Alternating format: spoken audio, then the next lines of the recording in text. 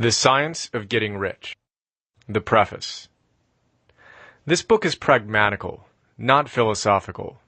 A practical manual, not a treatise upon theories. It is intended for the men and women whose most pressing need is for money, who wish to get rich first and philosophize afterward. It is for those who have, so far, found neither the time, the means, nor the opportunity to go deeply into the study of metaphysics, but who want results and who are willing to take the conclusions of science as a basis for action, without going into all the processes by which those conclusions were reached. It is expected that the reader will take the fundamental statements upon faith, just as he would take statements concerning a law of electrical action if they were promulgated by a Marconi or an Edison, and, taking the statements upon faith, that he will prove their truth by acting upon them without fear or hesitation. Every man or woman who does this will certainly get rich, for the science herein applied is an exact science, and failure is impossible. For the benefit, however, of those who wish to investigate philosophical theories, and so secure a logical basis for faith, I will here cite certain authorities. The monistic theory of the universe, the theory that one is all, and that all is one, that one substance manifests itself as the seeming many elements of the material world, is of Hindu origin, and has been gradually winning its way into the thought of the Western world for 200 years.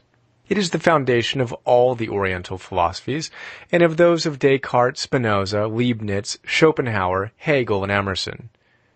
The reader who would dig to the philosophical foundations of this is advised to read Hegel and Emerson for himself.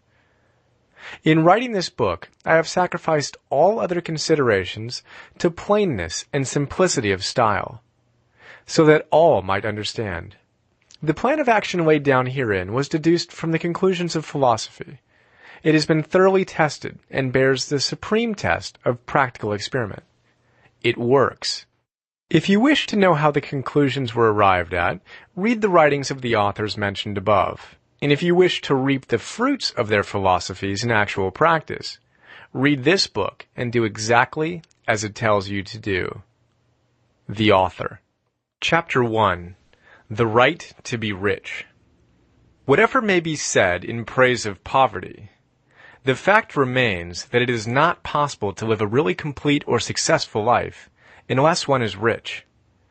No man can rise to his greatest possible height in talent or soul development unless he has plenty of money. For to unfold the soul and to develop talent, he must have many things to use, and he cannot have these things unless he has money to buy them with. A man develops in mind, soul, and body by making use of things, and society is so organized that man must have money in order to become the possessor of things. Therefore, the basis of all advancement for man must be the science of getting rich. The object of all life is development, and everything that lives has an inalienable right to all the development is capable of attaining. Man's right to life means his right to have the free and unrestricted use of all the things which may be necessary to his fullest mental, spiritual, and physical unfoldment, or, in other words, his right to be rich. In this book, I shall not speak of riches in a figurative way. To be really rich does not mean to be satisfied or contented with a little.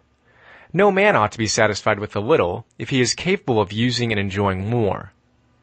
The purpose of nature is the advancement and unfoldment of life, and every man should have all that can contribute to the power, elegance, beauty, and richness of life. To be content with less is sinful. The man who owns all he wants for the living of all the life he is capable of living is rich, and no man who has not plenty of money can have all he wants. Life has advanced so far and become so complex that even the most ordinary man or woman requires a great amount of wealth in order to live in a manner that even approaches completeness. Every person naturally wants to become all that they are capable of becoming. This desire to realize innate possibilities is inherent in human nature. We cannot help wanting to be all that we can be. Success in life is becoming what you want to be. You can become what you want to be only by making use of things. and you can have the free use of things only as you become rich enough to buy them. To understand the science of getting rich is therefore the most essential of all knowledge. There is nothing wrong in wanting to get rich.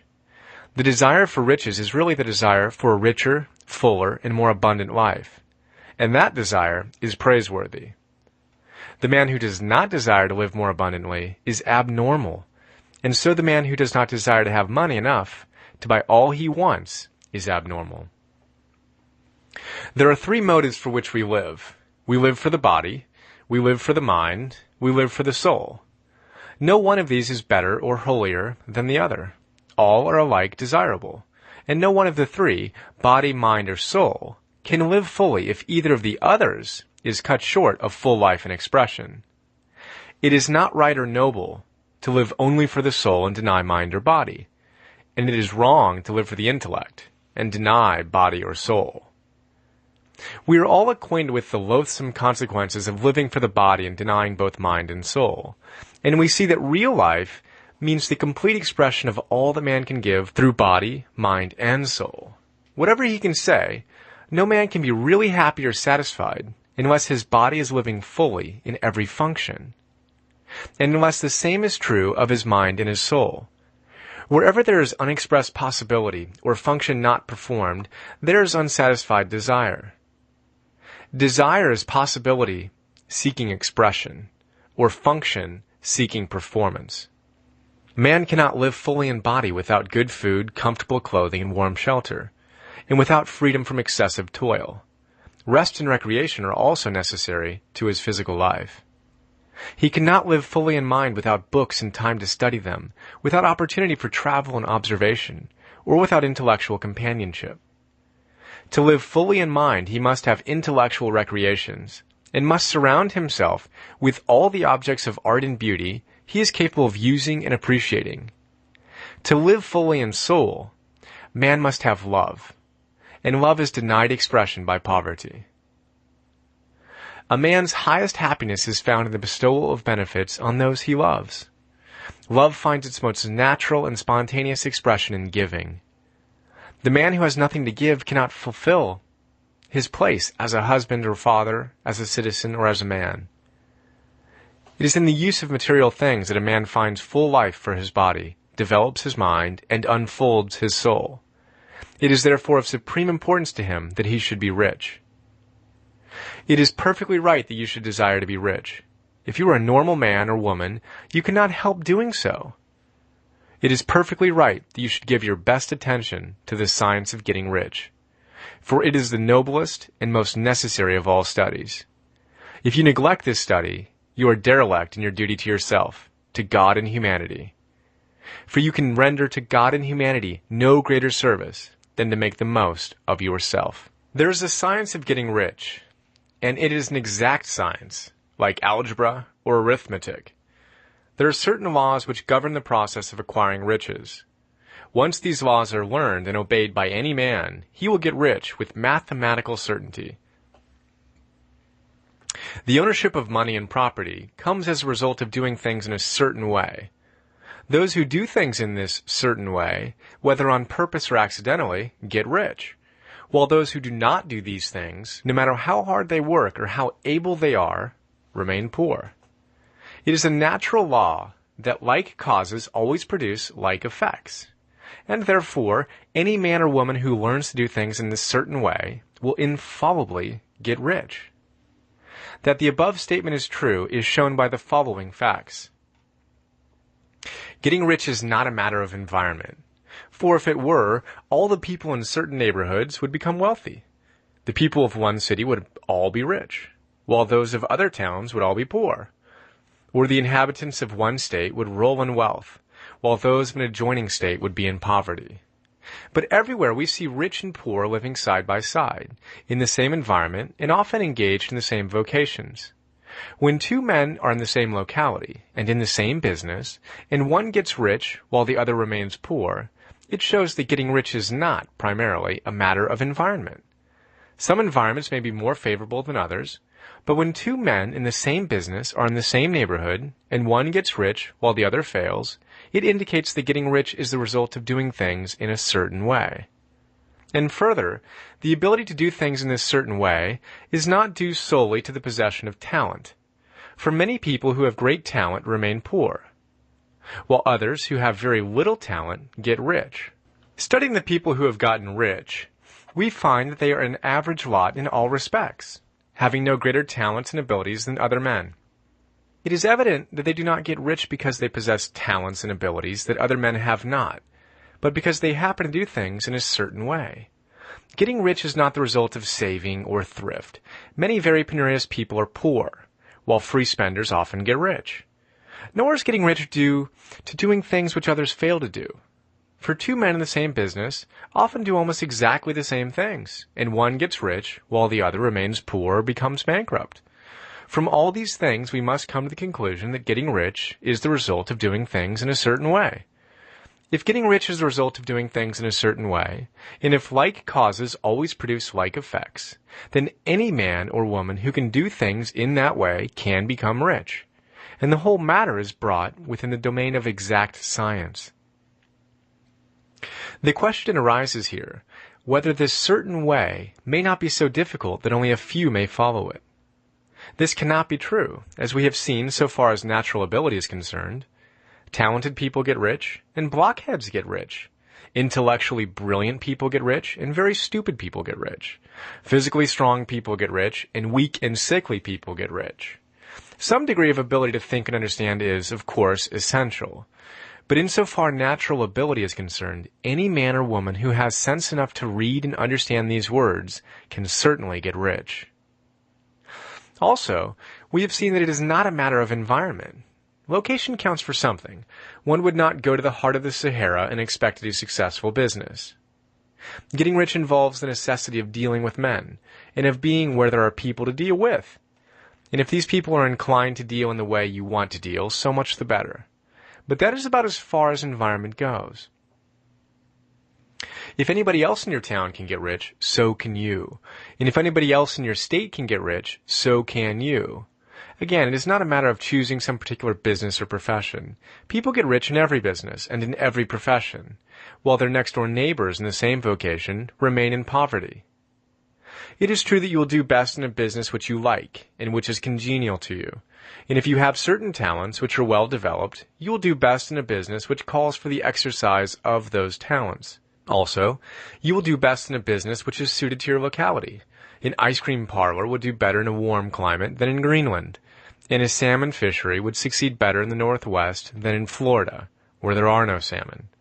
But aside from these general limitations, getting rich is not dependent upon your engaging in some particular business, but upon your learning to do things in a certain way. If you are now in business, and anybody else in your locality is getting rich in the same business, while you are not getting rich, it is because you are not doing things in the same way that the other person is doing them. No one is prevented from getting rich by lack of capital. True, as you get capital, the increase becomes more easy and rapid. But one who has capital is already rich, and does not need to consider how to become so. No matter how poor you may be, if you begin to do things in a certain way, you will begin to get rich, and you will begin to have capital.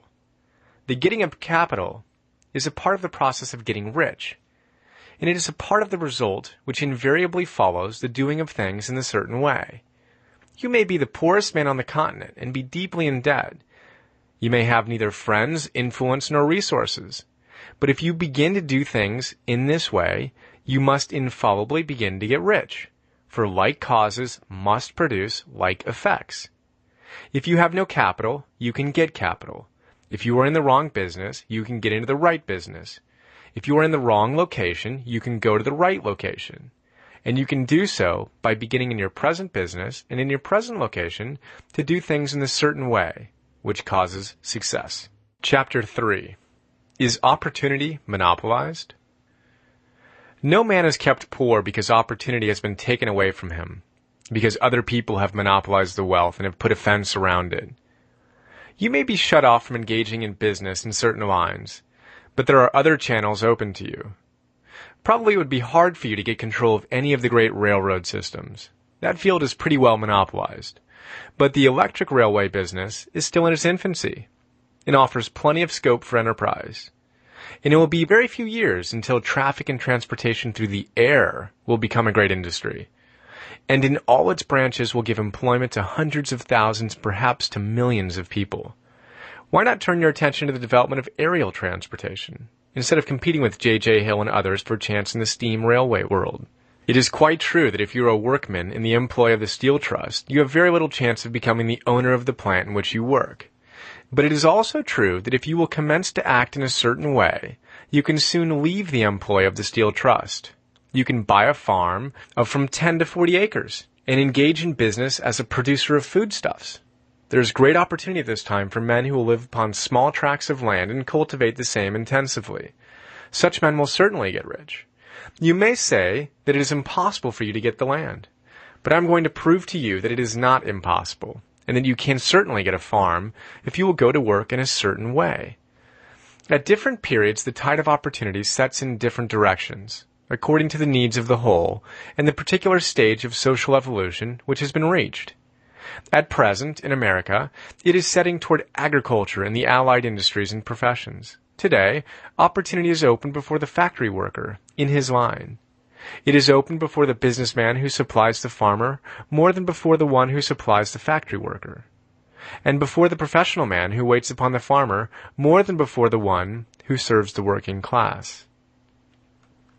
There is abundance of opportunity for the man who will go with the tide instead of trying to swim against it.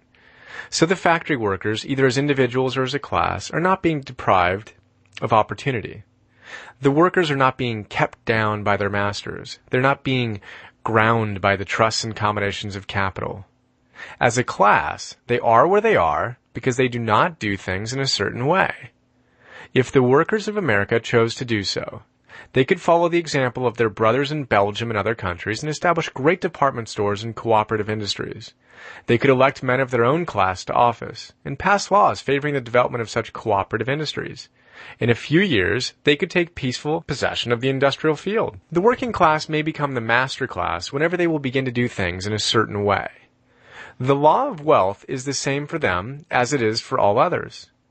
This they must learn, and they will remain where they are as long as they continue to do as they do.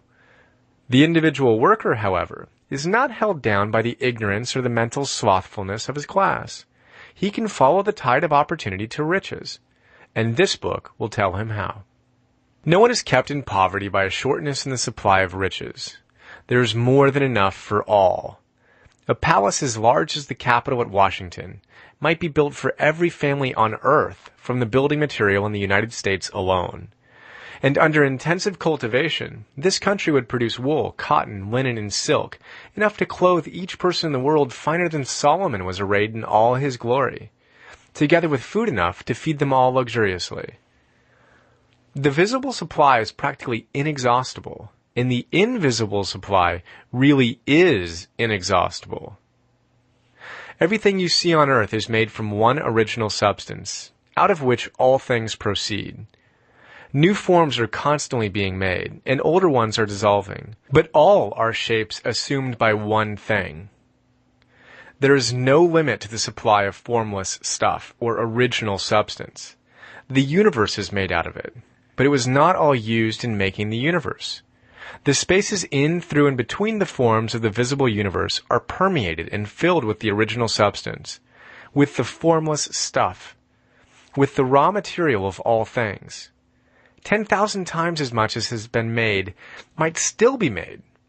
And even then we should not have exhausted the supply of universal raw material. No man, therefore, is poor because nature is poor, or because there is not enough to go around. Nature is an inexhaustible storehouse of riches. The supply will never run short. Original substance is alive with creative energy and is constantly producing more forms. When the supply of building material is exhausted, more will be produced.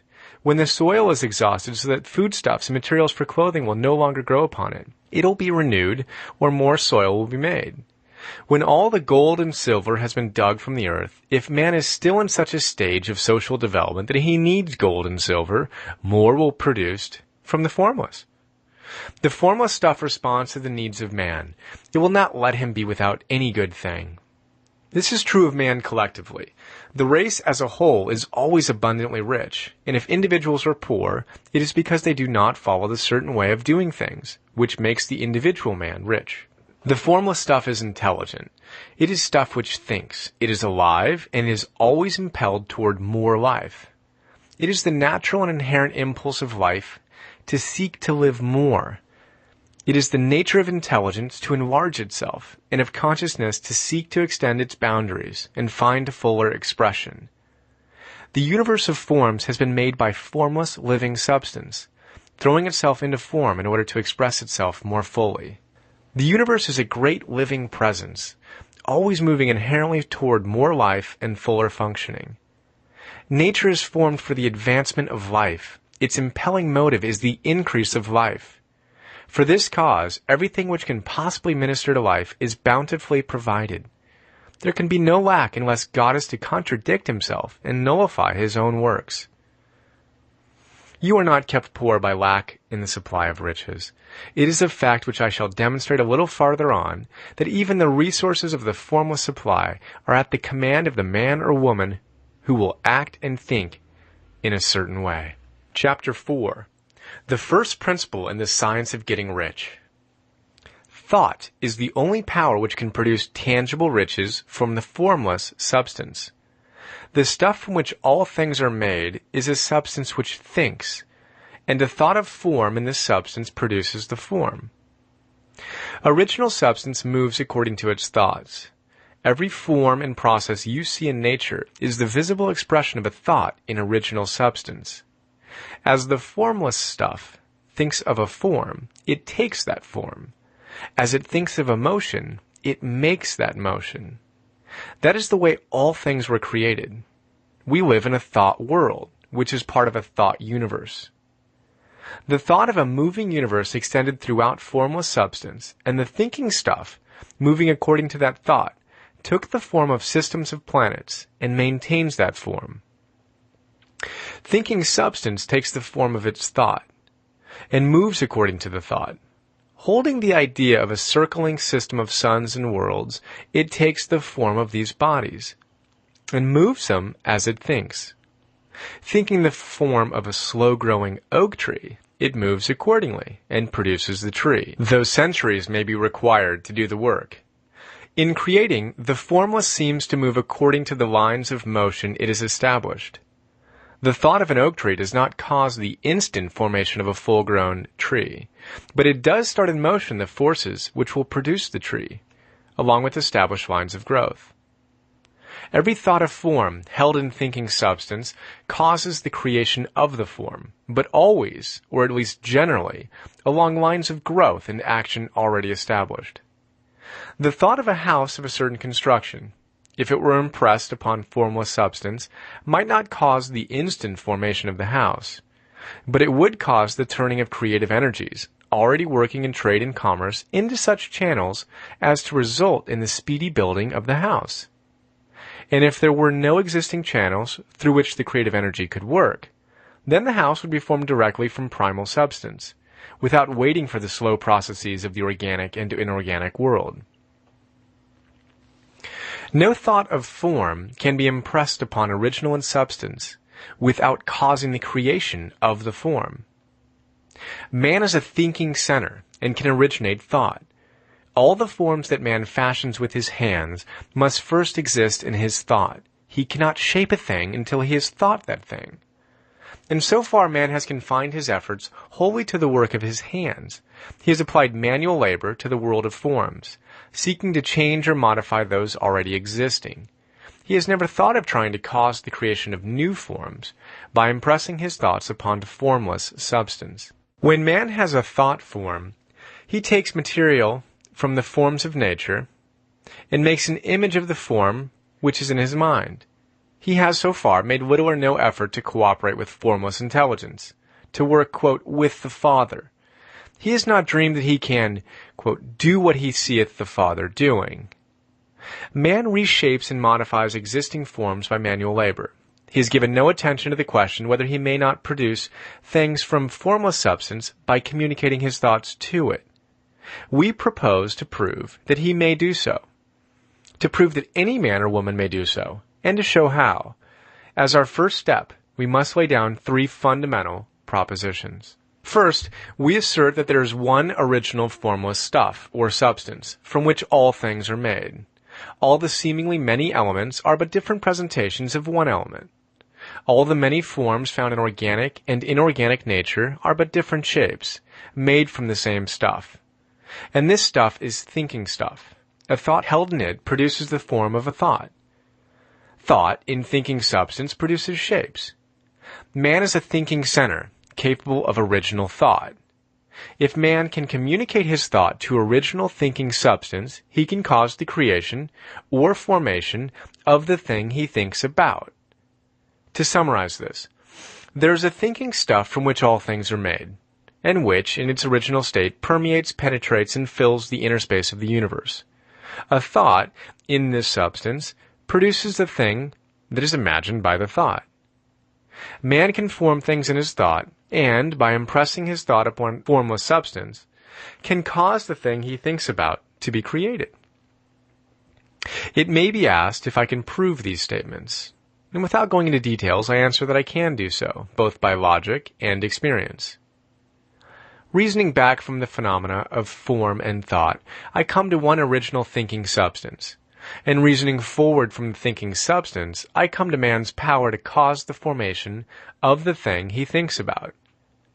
And by experiment, I find the reasoning true, and this is my strongest proof. If one man who reads this book gets rich by doing what it tells him to do, that is evidence in support of my claim. But if every man who does what it tells him to do gets rich, that is positive proof until someone goes through the process and fails. The theory is true until the process fails, and this process will not fail, for every man who does exactly what this book tells him to do will get rich. I have said that men get rich by doing things in a certain way, and in order to do so, men must become able to think in a certain way. A man's way of doing things is the direct result of the way he thinks about things. To do things in a way you want to do them, you will have to acquire the ability to think the way you want to think. This is the first step toward getting rich. To think what you want to think is to think truth, regardless of appearances. Every man has the natural and inherent power to think what he wants to think, but it requires far more effort to do so than it does to think the thoughts which are suggested by appearances. To think according to appearance is easy.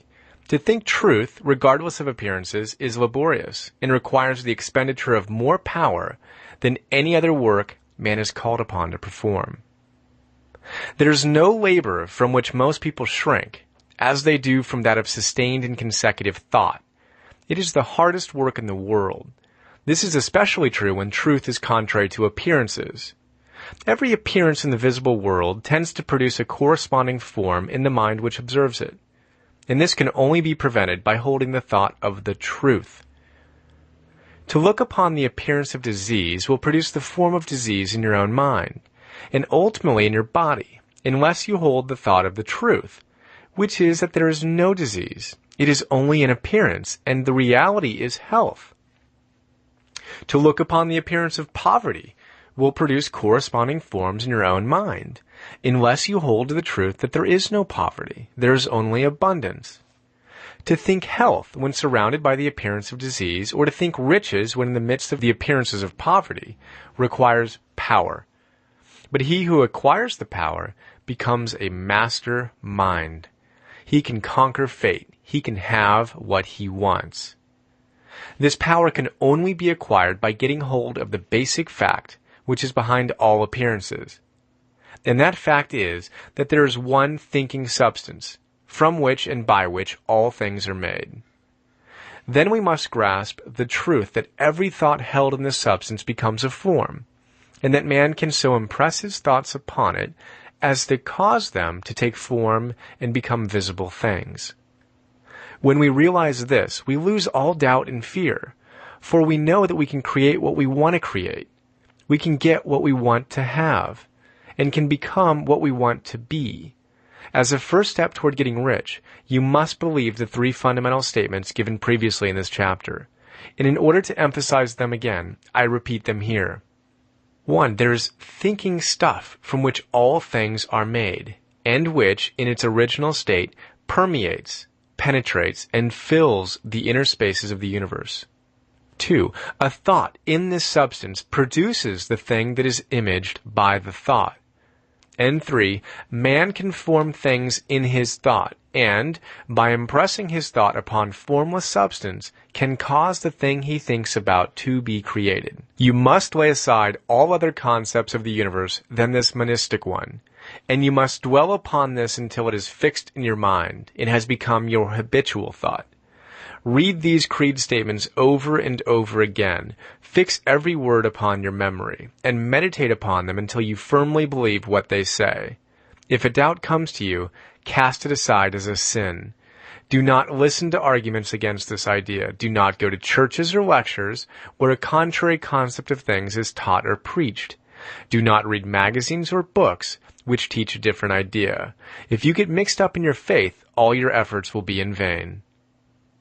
Do not ask why these things are true, nor speculate as to how they can be true. Simply take them on trust. The science of getting rich begins with the absolute acceptance of this faith. Chapter 5. Increasing Life. You must get rid of the last vestige of the old idea that there is a deity whose will it is that you should be poor, or whose purposes may be served by keeping you in poverty. The intelligent substance which is all, and which lives in all and lives in you, is a consciously living substance. Being a consciously living substance, it must have the nature and inherent desire of every living intelligence for increase of life. Every living thing must continually seek for the enlargement of its life, because life, in the mere act of living, must increase itself. A seed, dropped into the ground, springs into activity, and in the act of living produces 100 more seeds. Life, by living, multiplies itself. It is forever becoming more. It must do so, if it continues to be at all. Intelligence is under the same necessity for continuous increase. Every thought we think makes it necessary for us to think another thought. Consciousness is continually expanding. Every fact we learn leads us to the learning of another fact. Knowledge is continually increasing. Every talent we cultivate brings to the mind the desire to cultivate another talent. We are subject to the urge of life, seeking expression, which ever drives us on to know more, to do more, and to be more. In order to know more, do more, and be more, we must have more. We must have things to use, for we learn and do and become only by using things. We must get rich so that we can live more. The desire for riches is simply the capacity for larger life seeking fulfillment. Every desire is the effort of an unexpressed possibility to come into action. It is power seeking to manifest which causes desire. That which makes you want more money is the same as that which makes the plant grow. It is life seeking fuller expression. The one living substance must be subject to this inherent law of all life. It is permeated with the desire to live more. That is why it is under the necessity of creating things. The one substance desires to live more in you, hence it wants to have all the things you can use. It is the desire of God that you should get rich. He wants you to get rich because he can express himself better through you if you have plenty of things to use in giving him expression. He can live more in you if you have unlimited command of the means of life. The universe desires you to have everything you want to have. Nature is friendly to your plans. Everything is naturally for you. Make up your mind that this is true. It is essential, however, that your purpose should harmonize with the purpose that is in all. You must want real life, not mere pleasure or sensual gratification. Life is the performance of function, and the individual really lives only when he performs every function, physical, mental, and spiritual, of which he is capable, without excess in any. You do not want to get rich in order to live swinishly, for the gratification of animal desires. That is not life. But the performance of every physical function is a part of life, and no one lives completely who denies the impulses of the body a normal and healthful expression. You do not want to get rich solely to enjoy mental pleasures, to get knowledge, to gratify ambition, to outshine others, to be famous. All these are a legitimate part of life, but the man who lives for the pleasures of the intellect alone will only have a partial life, and will never be satisfied with his lot. You do not want to get rich solely for the good of others, to lose yourself for the salvation of mankind, to experience the joys of philanthropy and sacrifice.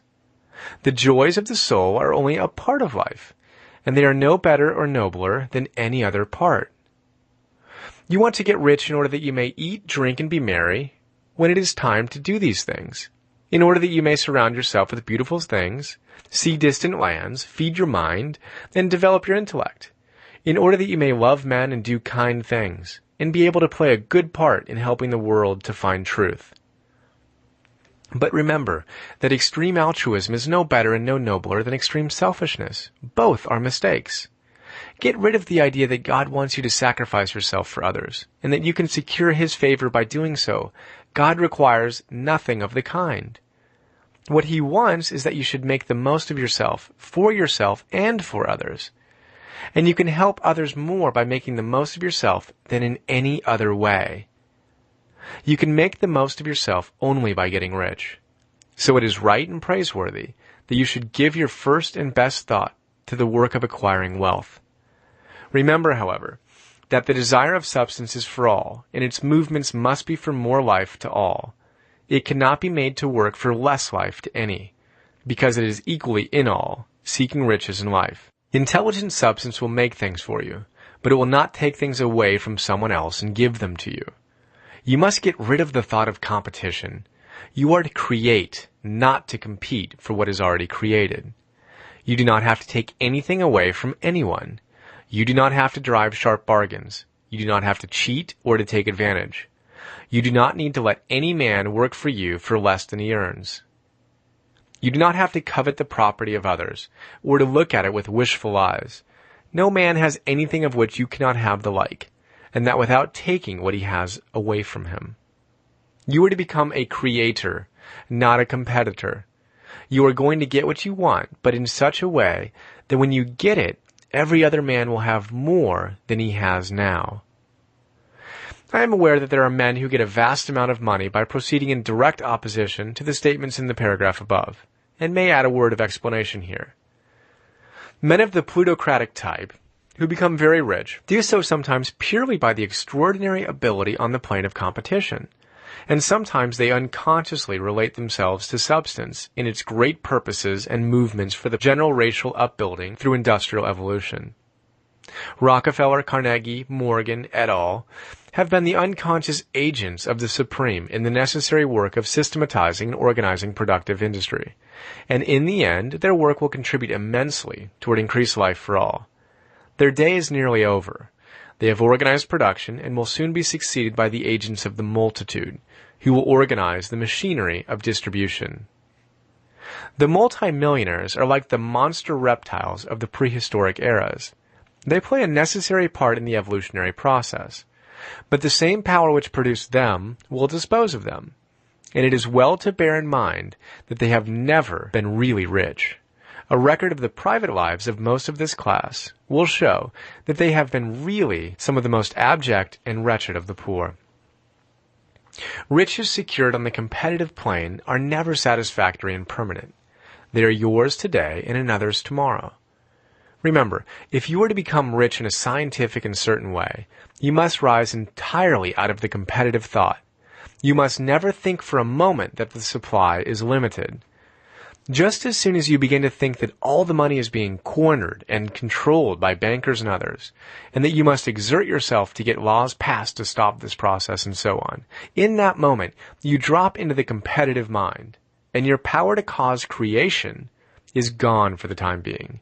And what is worse, you will probably arrest the creative movements you have already instituted. Know that there are countless millions of dollars worth of gold in the mountains of the earth, not yet brought to light. And know that if there were not, more would be created from thinking substance to supply your needs. Know that the money you need will come, even if it is necessary for 1,000 men to be led to the discovery of new gold mines tomorrow. Never look at the visible supply. Look always at the limitless riches in formless substance, and know that they are coming to you as fast as you can receive and use them. Nobody, by cornering the visible supply, can prevent you from getting what is yours. So never allow yourself to think for an instant that all the best building spots will be taken before you get ready to build your house unless you hurry. Never worry about the trusts and combines and get anxious for fear they will soon come to own the whole earth. Never get afraid that you will lose what you want because some other person beats you to it. That cannot possibly happen. You are not seeking anything that is possessed by anybody else. You are causing what you want to be created from formless substance, and the supply is without limits. Stick to the formulated statement. There is a thinking stuff from which all things are made, and which, in its original state, permeates, penetrates, and fills the inner spaces of the universe. A thought in this substance produces the thing that is imagined by the thought. And man can form things in his thought, and by impressing his thought upon formless substance, can cause the thing he thinks about to be created. Chapter 6. How Riches Come to You. When I say that you do not have to drive sharp bargains, I do not mean that you do not have to drive any bargains at all, or that you are above the necessity for having any dealings with your fellow men. I mean that you will not need to deal with them unfairly. You do not have to get something for nothing, but can give to every man more than you take from him. You cannot give every man more in cash market value than you take from him, but you can give him more in use value than the cash value of the thing you take from him. The paper, ink, and other material in this book may not be worth the money you pay for it, but if the ideas suggested by it bring you thousands of dollars, you have not been wronged by those who sold it to you. They have given you a great use value for a small cash value. Let us suppose that I own a picture by one of the great artists, which in any civilized community is worth thousands of dollars. I take it to Baffin Ray, and by salesmanship, induce an Eskimo to give a bundle of furs worth $500 for it. I have really wronged him, for he has no use for the picture. It has no use value to him. It will not add to his life. But suppose I give him a gun worth $50 for his furs. Then he has made a good bargain. He has use for the gun. It will give him many more furs and much food. It will add to his life in every way. It will make him rich. When you rise from the competitive to the creative plane, you can scan your business transactions very strictly, and if you are selling any man anything which does not add more to his life than the thing he gives you in exchange, you can afford to stop it. You do not have to beat anybody in business, and if you are in a business which does beat people, get out of it at once. Give every man more in use value than you take from him in cash value. Then you are adding to the life of the world by every business transaction. If you have people working for you, you must take from them more in cash value than you pay them in wages. But you can so organize your business that it will be filled with the principle of advancement, and so that each employee who wishes to do so may advance a little every day. You can make your business do for your employees what this book is doing for you. You can so conduct your business that it will be a sort of ladder by which every employee who will take the trouble may climb to riches himself. And given the opportunity, if he will not do so, it is not your fault. And finally, because you are to cause the creation of your riches from formless substance which permeates all your environment, it does not follow that they are to take shape from the atmosphere and come into being before your eyes. If you want a sewing machine, for instance, I do not mean to tell you that you are to impress the thought of a sewing machine on thinking substance until the machine is formed without hands, in the room where you sit or elsewhere. But if you want a sewing machine, hold the mental image of it with the most positive certainty that it is being made, or is on its way to you. Once forming the thought, have the most absolute and unquestioning faith that the sewing machine is coming. Never think of it or speak of it in any other way than as being sure to arrive. Claim it as already yours. It will be brought to you by the power of the supreme intelligence, acting upon the minds of men. If you live in Maine, it may be that a man will be brought from Texas or Japan to engage in some transaction which will result in your getting what you want. If so, the whole matter will be as much to that man's advantage as it is to yours. Do not forget for a moment that the thinking substance is through all, in all, communicating with all, and can influence all. The desire of thinking substance for fuller life and better living has caused the creation of all the sewing machines already made, and it can cause the creation of millions more, and will, whenever men set it in motion by desire and faith, and by acting in a certain way. You can certainly have a sewing machine in your house, and it is just as certain that you can have any other thing or things which you want, and which you will use for the advancement of your own life and the lives of others. You need not hesitate about asking largely. It is your Father's pleasure to give you the kingdom, said Jesus. Original substance wants to live all that is possible in you, and wants you to have all that you can or will use for the living of the most abundant life. If you fix upon your consciousness the fact that the desire you feel for the possession of riches is one with the desire of omnipotence for more complete expression, your faith becomes invincible.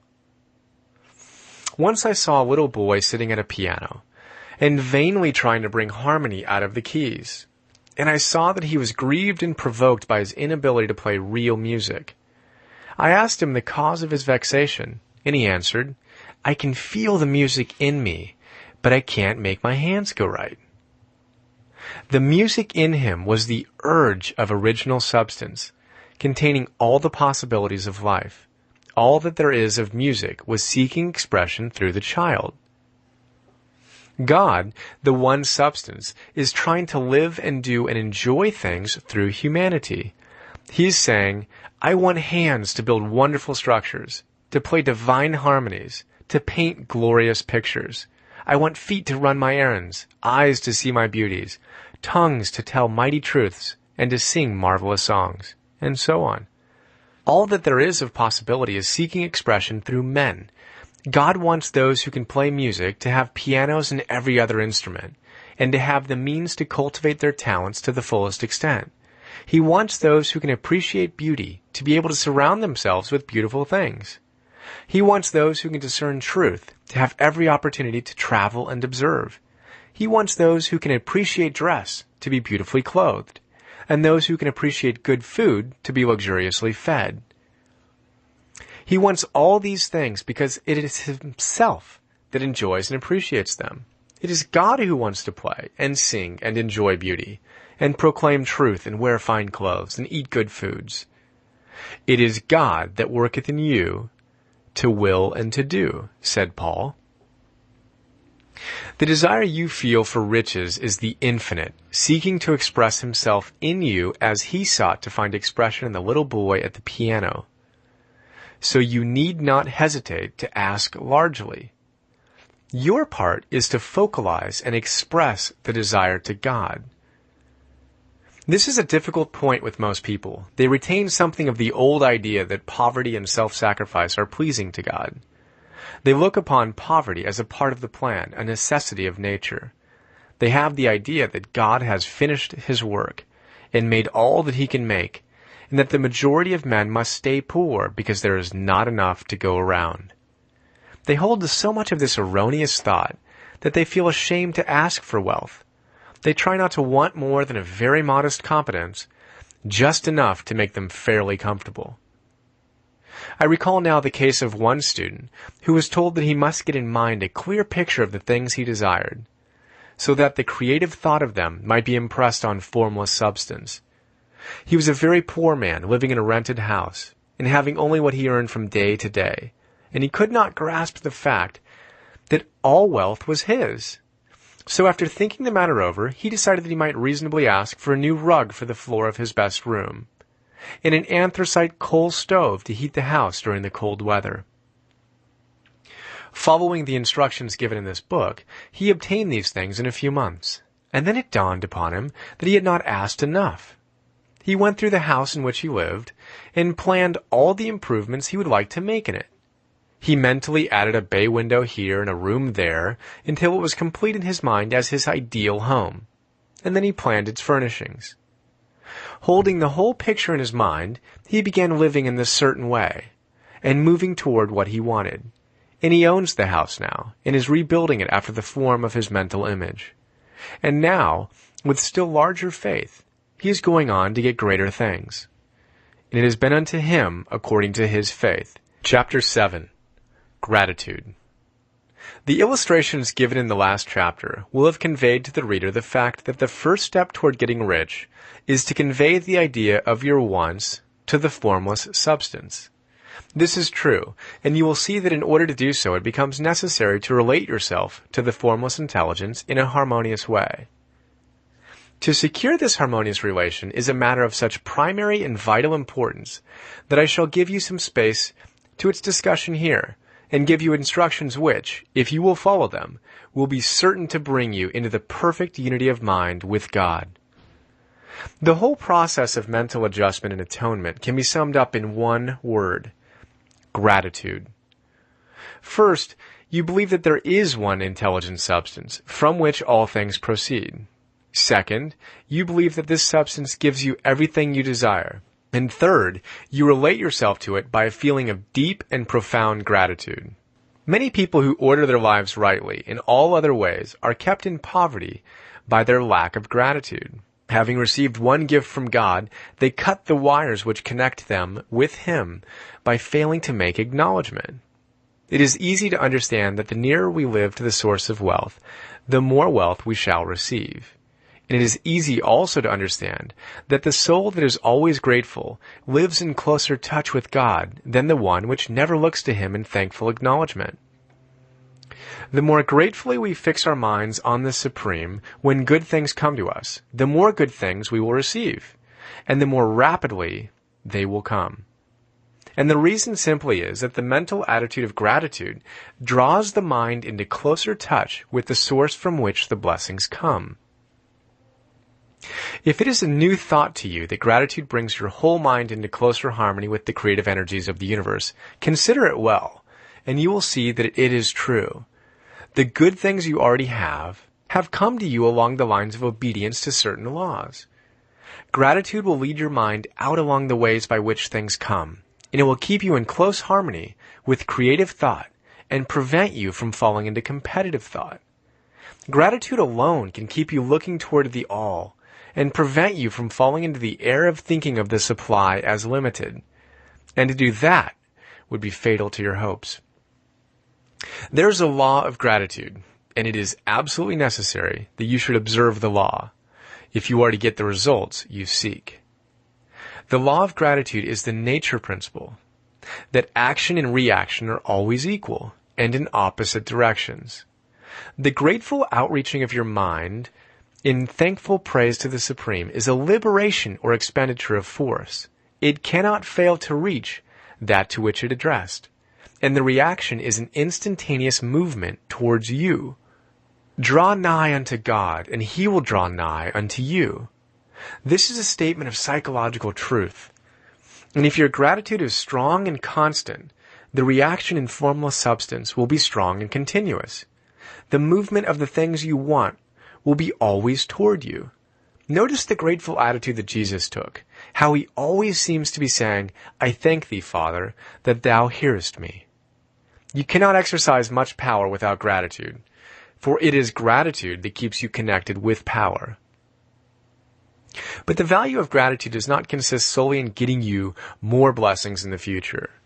Without gratitude, you cannot long keep from dissatisfied thought regarding things as they are. The moment you permit your mind to dwell with dissatisfaction upon things as they are, you begin to lose ground. You fix attention upon the common, the ordinary, the poor, and the squalid and mean, and your mind takes the form of these things. Then you will transmit these forms or mental images to the formless, and the common, the poor, the squalid, and the mean will come to you. To permit your mind to dwell upon the inferior is to become inferior, and to surround yourself with inferior things. On the other hand, to fix your attention on the best is to surround yourself with the best, and to become the best. The creative power within us makes us into the image of that to which we give our attention. We are thinking substance, and thinking substance always takes the form of that which it thinks about. The grateful mind is constantly fixed upon the best, Therefore, it tends to become the best. It takes the form or character of the best and will receive the best. Also, faith is born of gratitude. The grateful mind continually expects good things, and expectation becomes faith. The reaction of gratitude upon one's mind produces faith, and every outgoing wave of grateful thanksgiving increases faith. He who has no feeling of gratitude cannot long retain a living faith. And without a living faith, you cannot get rich by the creative method, as we shall see in the following chapters. It is necessary, then, to cultivate the habit of being grateful for every good thing that comes to you, and to give thanks continuously. And because all things have contributed to your advancement, you should include all things in your gratitude. Do not waste time thinking or talking about the shortcomings or wrong actions of plutocrats or trust magnates.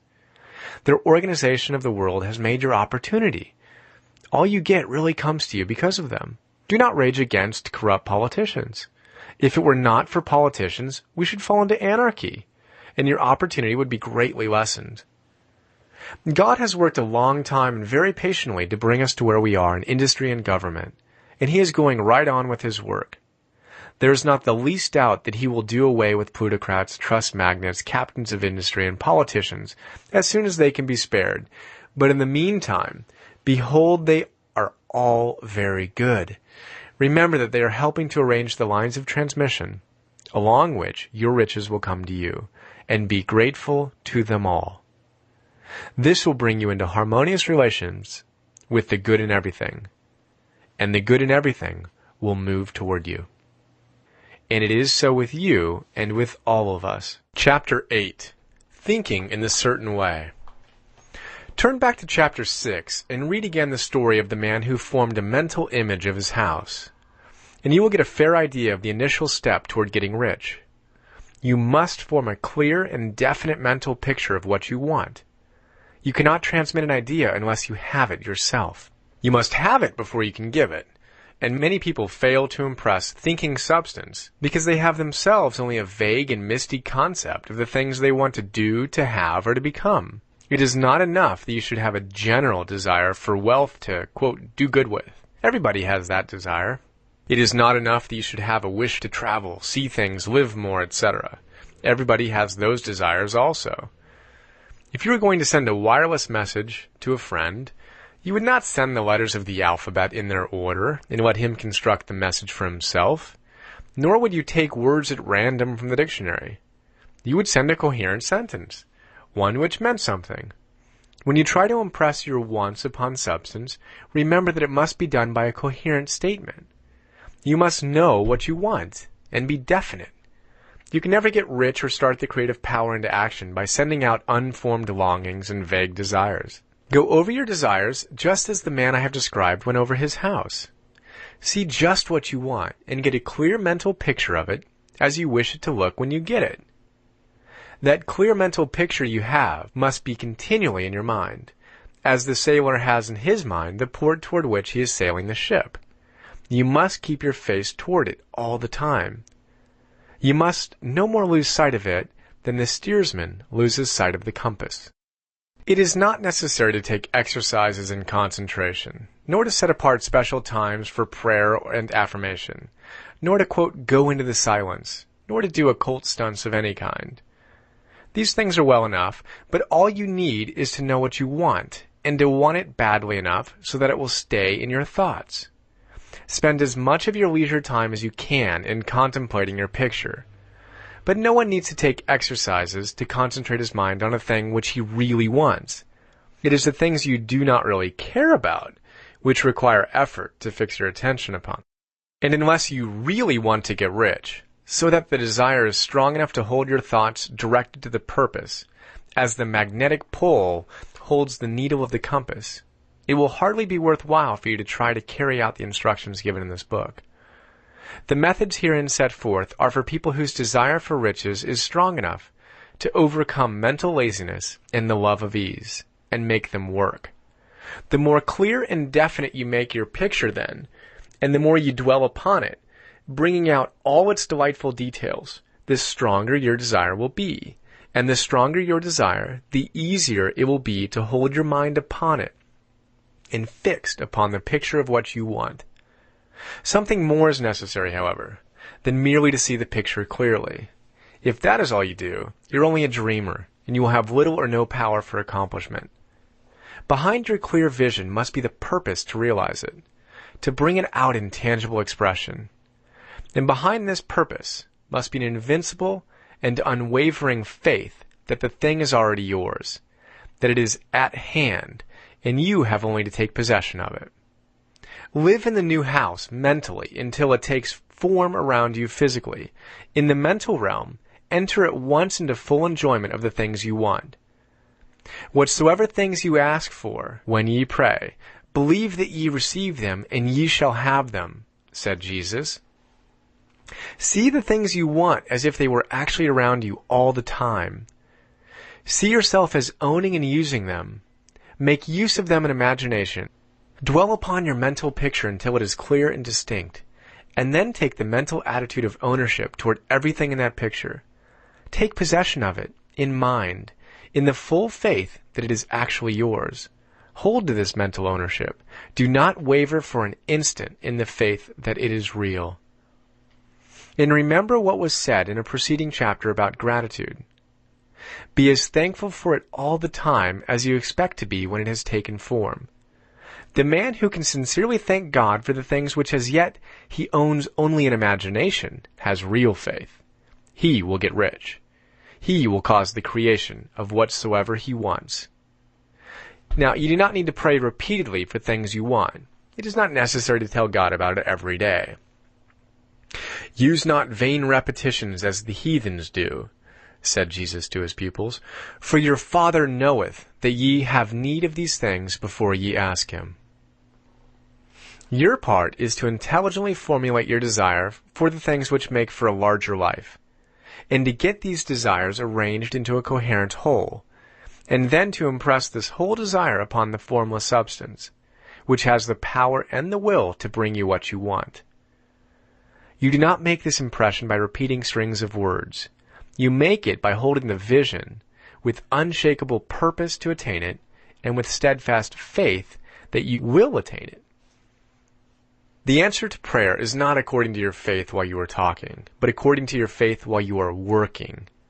You cannot impress the mind of God by having a special Sabbath day set apart to tell him what you want, and then forgetting him during the rest of the week. You cannot impress him by having special hours to go into your closet and pray, if you then dismiss the matter from your mind until the hour of prayer comes again. Oral prayer is well enough and has its effect, especially upon yourself, in clarifying your vision and strengthening your faith. But it is not your oral petitions which get you what you want. In order to get rich, you do not need a sweet hour of prayer. You need to pray without ceasing. And by prayer, I mean holding steadily to your vision with the purpose to cause its creation into solid form, and the faith that you are doing so. Believe that ye receive them. The whole matter turns on receiving, once you have clearly formed your vision. When you have formed it, it is well to make an oral statement addressing the Supreme in reverent prayer, and from that moment you must, in mind, receive what you ask for. Live in the new house. Wear the fine clothes, ride in the automobile, go on the journey, and confidently plan for greater journeys. Think and speak of all the things you have asked for in terms of actual present ownership. Imagine an environment and a financial condition exactly as you want them, and live all the time in that imaginary environment and financial condition. Mind, however, that you do not do this as a mere dreamer and castle builder. Hold to the faith that the imaginary is being realized, and to the purpose to realize it. Remember that it is faith and purpose in the use of the imagination which make the difference between the scientist and the dreamer. And having learned this fact, it is here that you must learn the proper use of the will. Chapter 9. How to use the will. To set about getting rich in a scientific way, you do not try to apply your willpower to anything outside of yourself. You have no right to do so anyway. It is wrong to apply your will to other men and women in order to get them to do what you wish done. It is as flagrantly wrong to coerce people by mental power as it is to coerce them by physical power.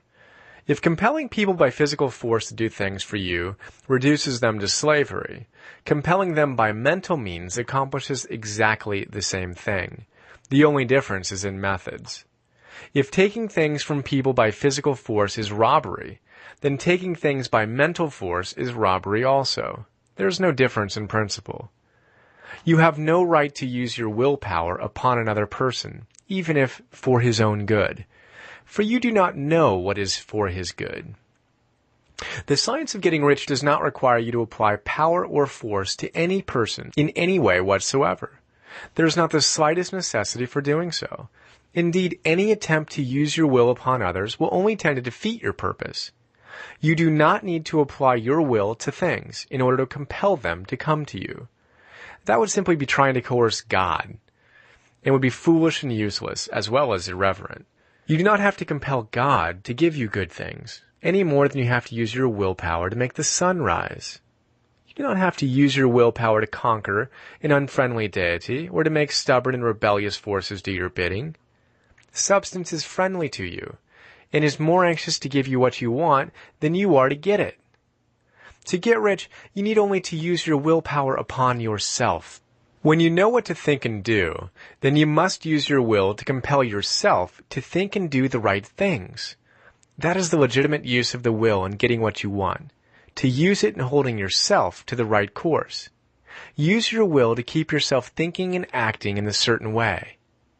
Do not try to project your will or your thoughts or your mind out into space, to act on things or people. Keep your mind at home. You can accomplish more there than elsewhere. Use your mind to form a mental image of what you want, and to hold that vision with faith and purpose, and use your will to keep your mind working in the right way. The more steady and continuous your faith and purpose, the more rapidly you will get rich, because you will make only positive impressions upon substance, and you will not neutralize or offset them by negative impressions. The picture of your desires, held with faith and purpose, is taken up by the formless, and permeates it to great distances, throughout the universe for all I know. As this impression spreads, all things are set moving towards its realization. Every living thing, every inanimate thing, and the things yet uncreated are stirred toward bringing it into being. All force begins to be exerted in that direction. All things begin to move toward you. The minds of people everywhere are influenced toward doing the things necessary to the fulfilling of your desires, and they work for you unconsciously. But you can check all this by starting a negative impression in the formless substance. Doubt or unbelief is as certain to start a movement away from you as faith and purpose are to start one toward you. It is by not understanding this that most people who try to make use of, quote, mental science in getting rich make their failure. Every hour and moment you spend in giving heed to doubts and fears, every hour you spend in worry, every hour in which your soul is possessed by unbelief, sets a current away from you in the whole domain of intelligent substance. All the promises are unto them that believe, and unto them only. Notice how insistent Jesus was upon this point of belief, and now you know the reason why. Since belief is all important, it behooves you to guard your thoughts. And as your beliefs will be shaped to a very great extent by the things you observe and think about, it is important that you should command your attention. And here the will comes into use. For it is by your will that you determine upon what things your attention shall be fixed. If you want to become rich, you must not make a study of poverty. Things are not brought into being by thinking about their opposites. Health is never to be attained by studying disease and thinking about disease. Righteousness is not to be promoted by studying sin and thinking about sin. And no one ever got rich by studying poverty and thinking about poverty. Medicine as a science of disease has increased the disease. Religion as a science of sin has promoted sin. And economics as a study of poverty will fill the world with wretchedness and want. Do not talk about poverty. Do not investigate it or concern yourself with it. Never mind what its causes are. You have nothing to do with them. What concerns you is the cure. Do not spend your time in charitable work or charity movements. All charity only tends to perpetuate the wretchedness it aims to eradicate. I do not say that you should be hard-hearted or unkind and refuse to hear the cry of need, but you must not try to eradicate poverty in any of the conventional ways. Put poverty behind you, and put all that pertains to it behind you, and make good. Get rich. That is the best way you can help the poor. And you cannot hold the mental image which is to make you rich if you fill your mind with pictures of poverty. Do not read books or papers which give circumstantial accounts of the wretchedness of the tenement dwellers, of the horrors of child labor, and so on. Do not read anything which fills your mind with gloomy images of want and suffering. You cannot help the poor in the least by knowing about these things, and the widespread knowledge of them does not tend at all to do away with poverty. What tends to do away with poverty is not the getting of pictures of poverty into your mind, but getting pictures of wealth into the minds of the poor. You are not deserting the poor in their misery when you refuse to allow your mind to be filled with pictures of that misery. Poverty can be done away with, not by increasing the number of well-to-do people who think about poverty, but by increasing the number of poor people who purpose with faith to get rich. The poor do not need charity. They need inspiration. Charity only sends them a loaf of bread to keep them alive in their wretchedness, or gives them an entertainment to make them forget for an hour or two. But inspiration will cause them to rise out of their misery. If you want to help the poor, demonstrate to them that they can become rich. Prove it by getting rich yourself.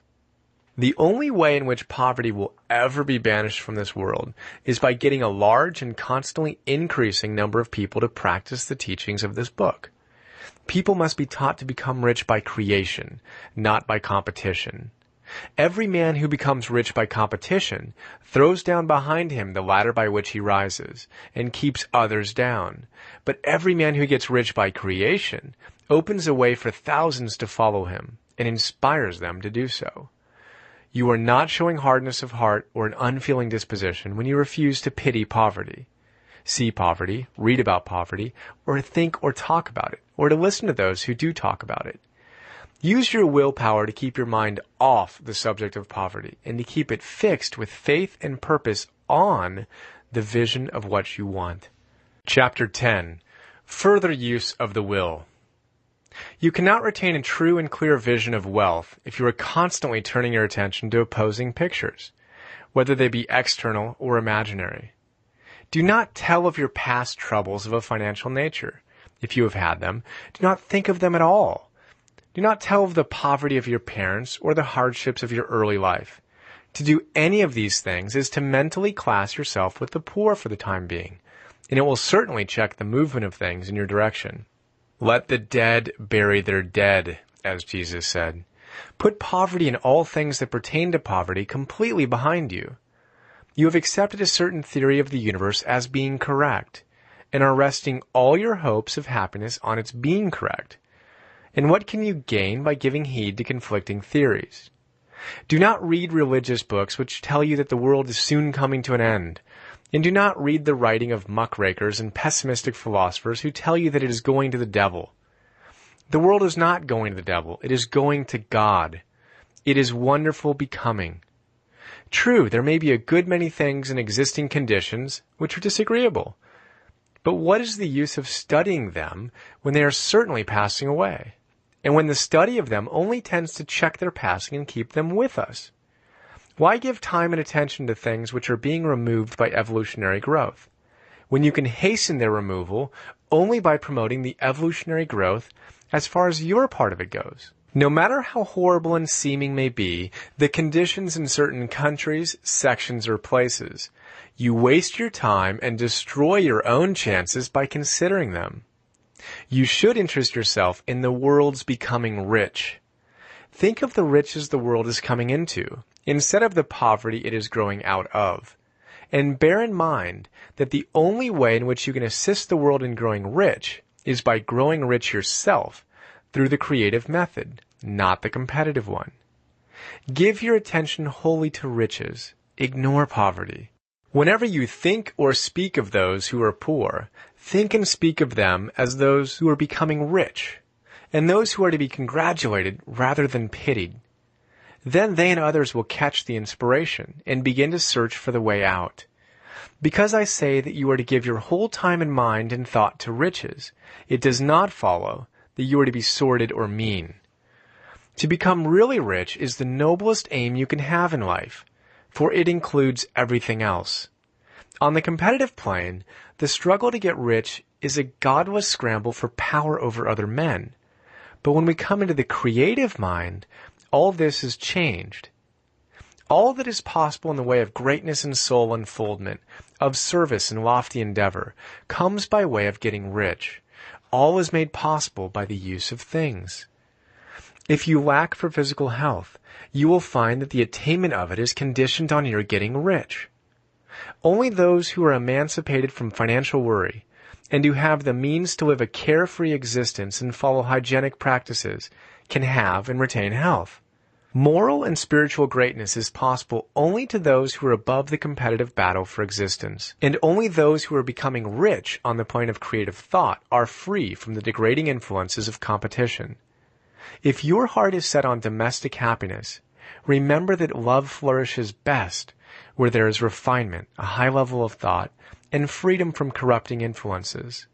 And these are to be found only where riches are attained by the exercise of creative thought, without strife or rivalry. You could aim at nothing so great or noble, I repeat, as to become rich. And you must fix your attention upon your mental pictures of riches, to the exclusion of all that may tend to dim or obscure that vision. You must learn to see the underlying truth in all things. You must see beneath all seemingly wrong conditions the great one life, ever moving forward toward fuller expression and more complete happiness. It is the truth that there is no such thing as poverty, that there is only wealth. Some people remain in poverty because they are ignorant of the fact that there is wealth for them, and these can best be taught by showing them the way to affluence in your own person and practice. Others are poor because, while they feel that there is a way out, they are too intellectually indolent to put forth the mental effort necessary to find that way and travel it. And for these, the very best thing you can do is to arouse their desire by showing them the happiness that comes from being rightly rich. Others still are poor because, while they have some notion of science, they have become so swamped and lost in the maze of metaphysical and occult theories that they do not know which road to take. They try a mixture of many systems and fail in all. For these, again, the very best thing to do is to show them the right way in your own person and practice. An ounce of doing things is worth a pound of theorizing. The very best thing you can do for the whole world is to make the most of yourself. You can serve God and man in no more effective way than by getting rich. That is, if you get rich by the creative method, and not by the competitive one. Another thing, we assert that this book gives in detail the principles of the science of getting rich. And if that is true, you do not need to read any other book upon the subject. This may sound narrow and egotistical, but consider, there is no more scientific method of computation in mathematics than by addition, subtraction, multiplication, and division. No other method is possible. There can be but one shortest distance between 2 points. There is only one way to think scientifically, and that is to think in the way that leads by the most direct and simple route to the goal. No man has yet formulated a briefer or less complex system than the one set forth herein. It has been stripped of all non-essentials. When you commence on this, lay all others aside. Put them out of your mind altogether. Read this book every day. Keep it with you. Commit it to memory. And do not think about other systems and theories. If you do, you will begin to have doubts, and to be uncertain and wavering in your thought, and then you will begin to make failures. After you have made good and become rich, you may study other systems as much as you please. But until you are quite sure that you have gained what you want, do not read anything on this line but this book, unless it be the authors mentioned in the preface. And read only the most optimistic comments on the world's news, those in harmony with your picture. Also, postpone your investigations into the occult. Do not dabble in theosophy, spiritualism, or kindred studies. It is very likely that the dead still live and are near. But if they are, let them alone. Mind your own business. Wherever the spirits of the dead may be, they have their own work to do and their own problems to solve, and we have no right to interfere with them. We cannot help them, and it is very doubtful whether they can help us, or whether we have any right to trespass upon their time if they can. Let the dead and the hereafter alone, and solve your own problem. Get rich. If you begin to mix with the occult, you will start mental cross-currents, which will surely bring your hopes to shipwreck. Now, this and the preceding chapters have brought us to the following statement of these basic facts. There is a thinking stuff from which all things are made, and which, in its original state, permeates, penetrates, and fills the inner spaces of the universe. A thought, in this substance, produces the thing that is imagined by the thought. Man can form things in his thought, and, by impressing his thought upon formless substance, can cause the thing he thinks about to be created. In order to do this, man must pass from the competitive to the creative mind. He must form a clear mental picture of the things he wants, and hold this picture in his thoughts, with the fixed purpose to get what he wants, and the unwavering faith that he does get what he wants, closing his mind against all that may tend to shake his purpose, dim his vision, or quench his faith. In addition to all this, we shall now see that he must live and act in a certain way. Chapter 11. Acting in a certain way. Thought is the creative power, or the impelling force which causes the creative power to act. Thinking in a certain way will bring riches to you, but you must not rely upon thought alone, paying no attention to personal action. That is the rock upon which many otherwise scientific metaphysical thinkers meet shipwreck, the failure to connect thought with personal action. We have not yet reached the stage of development, even supposing such a stage to be possible, in which man can create directly from formless substance without nature's processes or the work of human hands. Man must not only think, but his personal action must supplement his thought.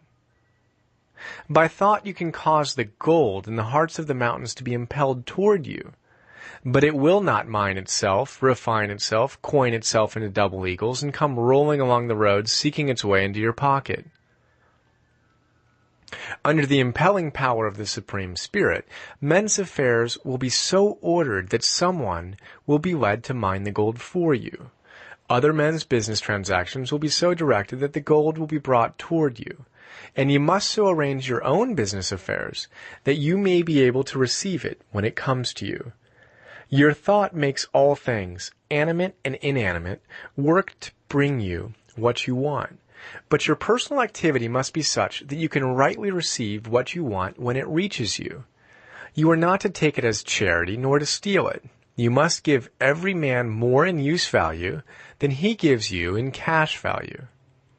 The scientific use of thought consists in forming a clear and distinct mental image of what you want, in holding fast to the purpose to get what you want, and in realizing with grateful faith that you do get what you want. Do not try to project your thought in any mysterious or occult way, with the idea of having it go out and do things for you. That is wasted effort, and will weaken your power to think with sanity. The action of thought in getting rich is fully explained in the preceding chapters. Your faith and purpose positively impress your vision upon formless substance, which has the same desire for more life that you have. And this vision, received from you, sets all the creative forces at work in and through the regular channels of action, but directed toward you. It is not your part to guide or supervise the creative process. All you have to do with that is to retain your vision, stick to your purpose, and maintain your faith and gratitude. But you must act in a certain way, so that you can appropriate what is yours when it comes to you, so that you can meet the things you have in your picture and put them in their proper places as they arrive. You can really see the truth of this. When things reach you, they will be in the hands of other men. You will ask an equivalent for them. And you can only get what is yours by giving the other man what is his. Your pocketbook is not going to be transformed into a Fortunata's purse, which shall be always full of money without effort on your part. This is the crucial point in the science of getting rich, right here, where thought and personal action must be combined.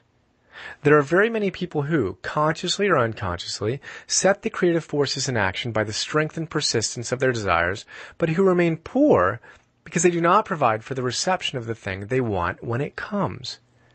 By thought, the thing you want is brought to you. By action, you receive it. Whatever your action is to be, it is evident that you must act now. You cannot act in the past, and it is essential to the clearness of your mental vision that you dismiss the past from your mind. You cannot act in the future, for the future is not here yet.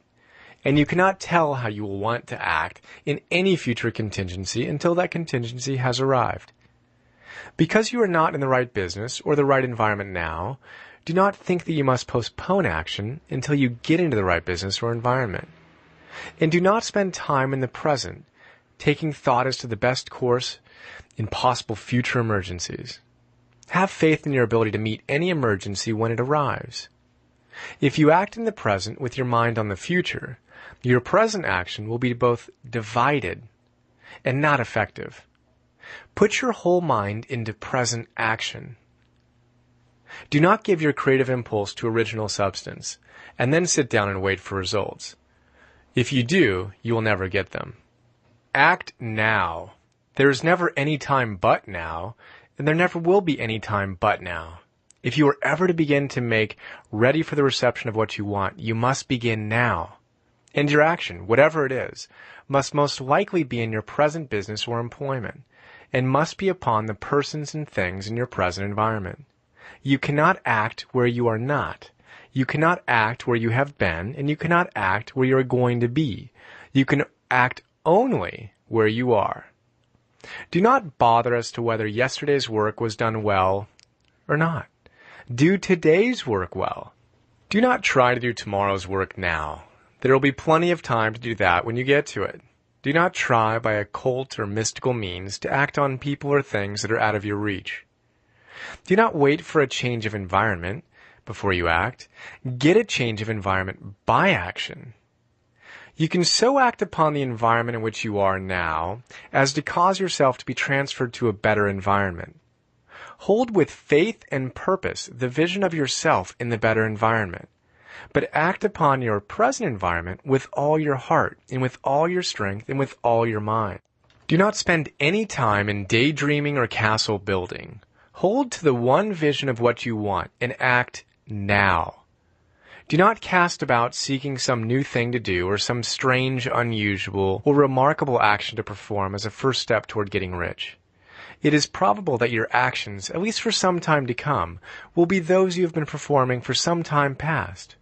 But you are to begin now to perform these actions in this certain way, which will surely make you rich.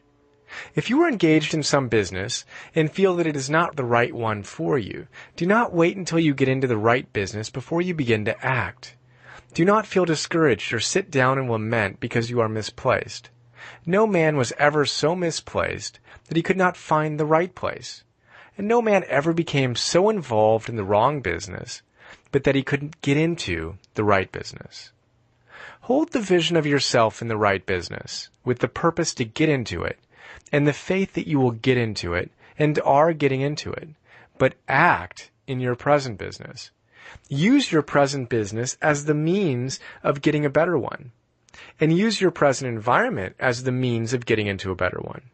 Your vision of the right business, if held with faith and purpose, will cause the Supreme to move the right business toward you, and your action, if performed in a certain way, will cause you to move toward the business.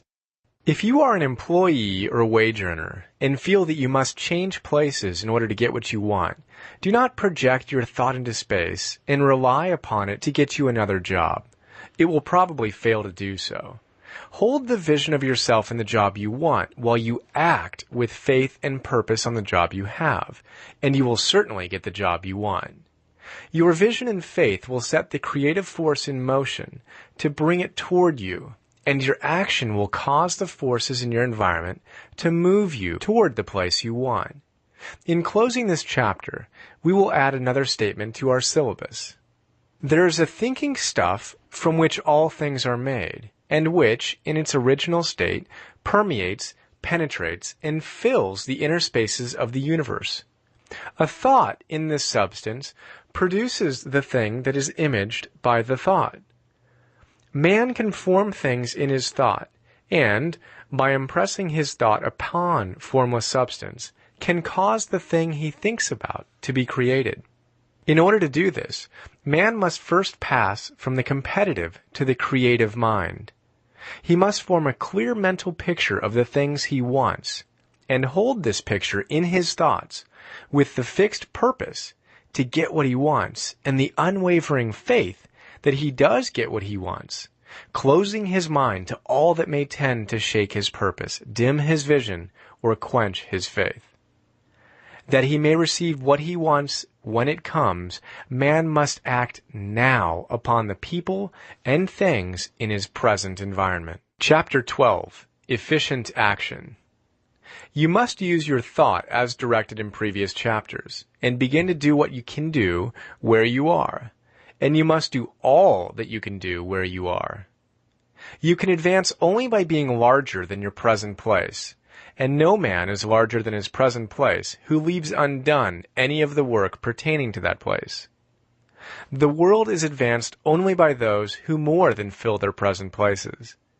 If no man quite filled his present place, you can see that there must be a going backward in everything.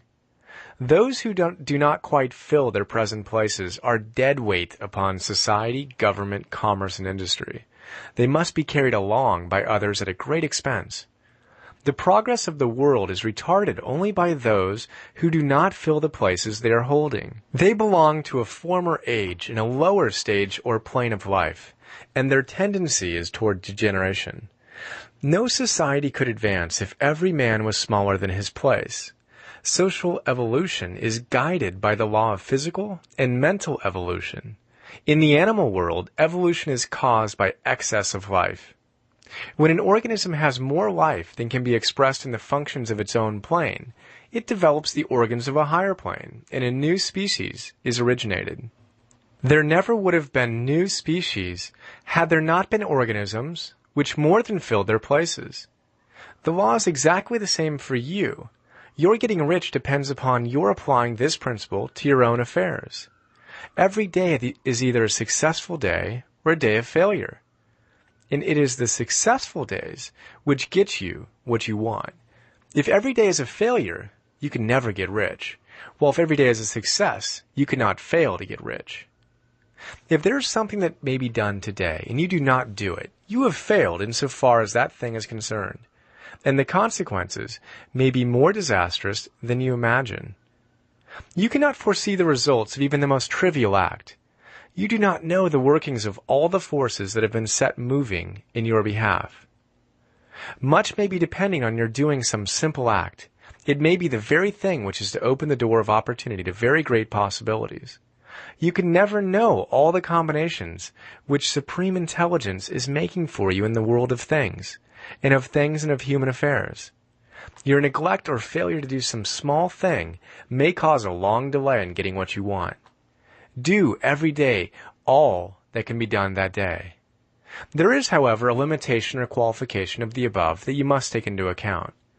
You are not to overwork, nor to rush blindly into your business in the effort to do the greatest possible number of things in the shortest possible time. You are not to try to do tomorrow's work today, nor to do a week's work in a day. It is really not the number of things you do, but the efficiency of each separate action that counts. Every act is, in itself, either a success or a failure. Every act is, in itself, either effective or inefficient. Every inefficient act is a failure. And if you spend your life in doing inefficient acts, your whole life will be a failure. The more things you do, the worse for you, if all your acts are inefficient ones. On the other hand, every efficient act is a success in itself. And if every act of your life is an efficient one, your whole life must be a success. The cause of failure is doing too many things in an inefficient manner, and not doing enough things in an efficient manner.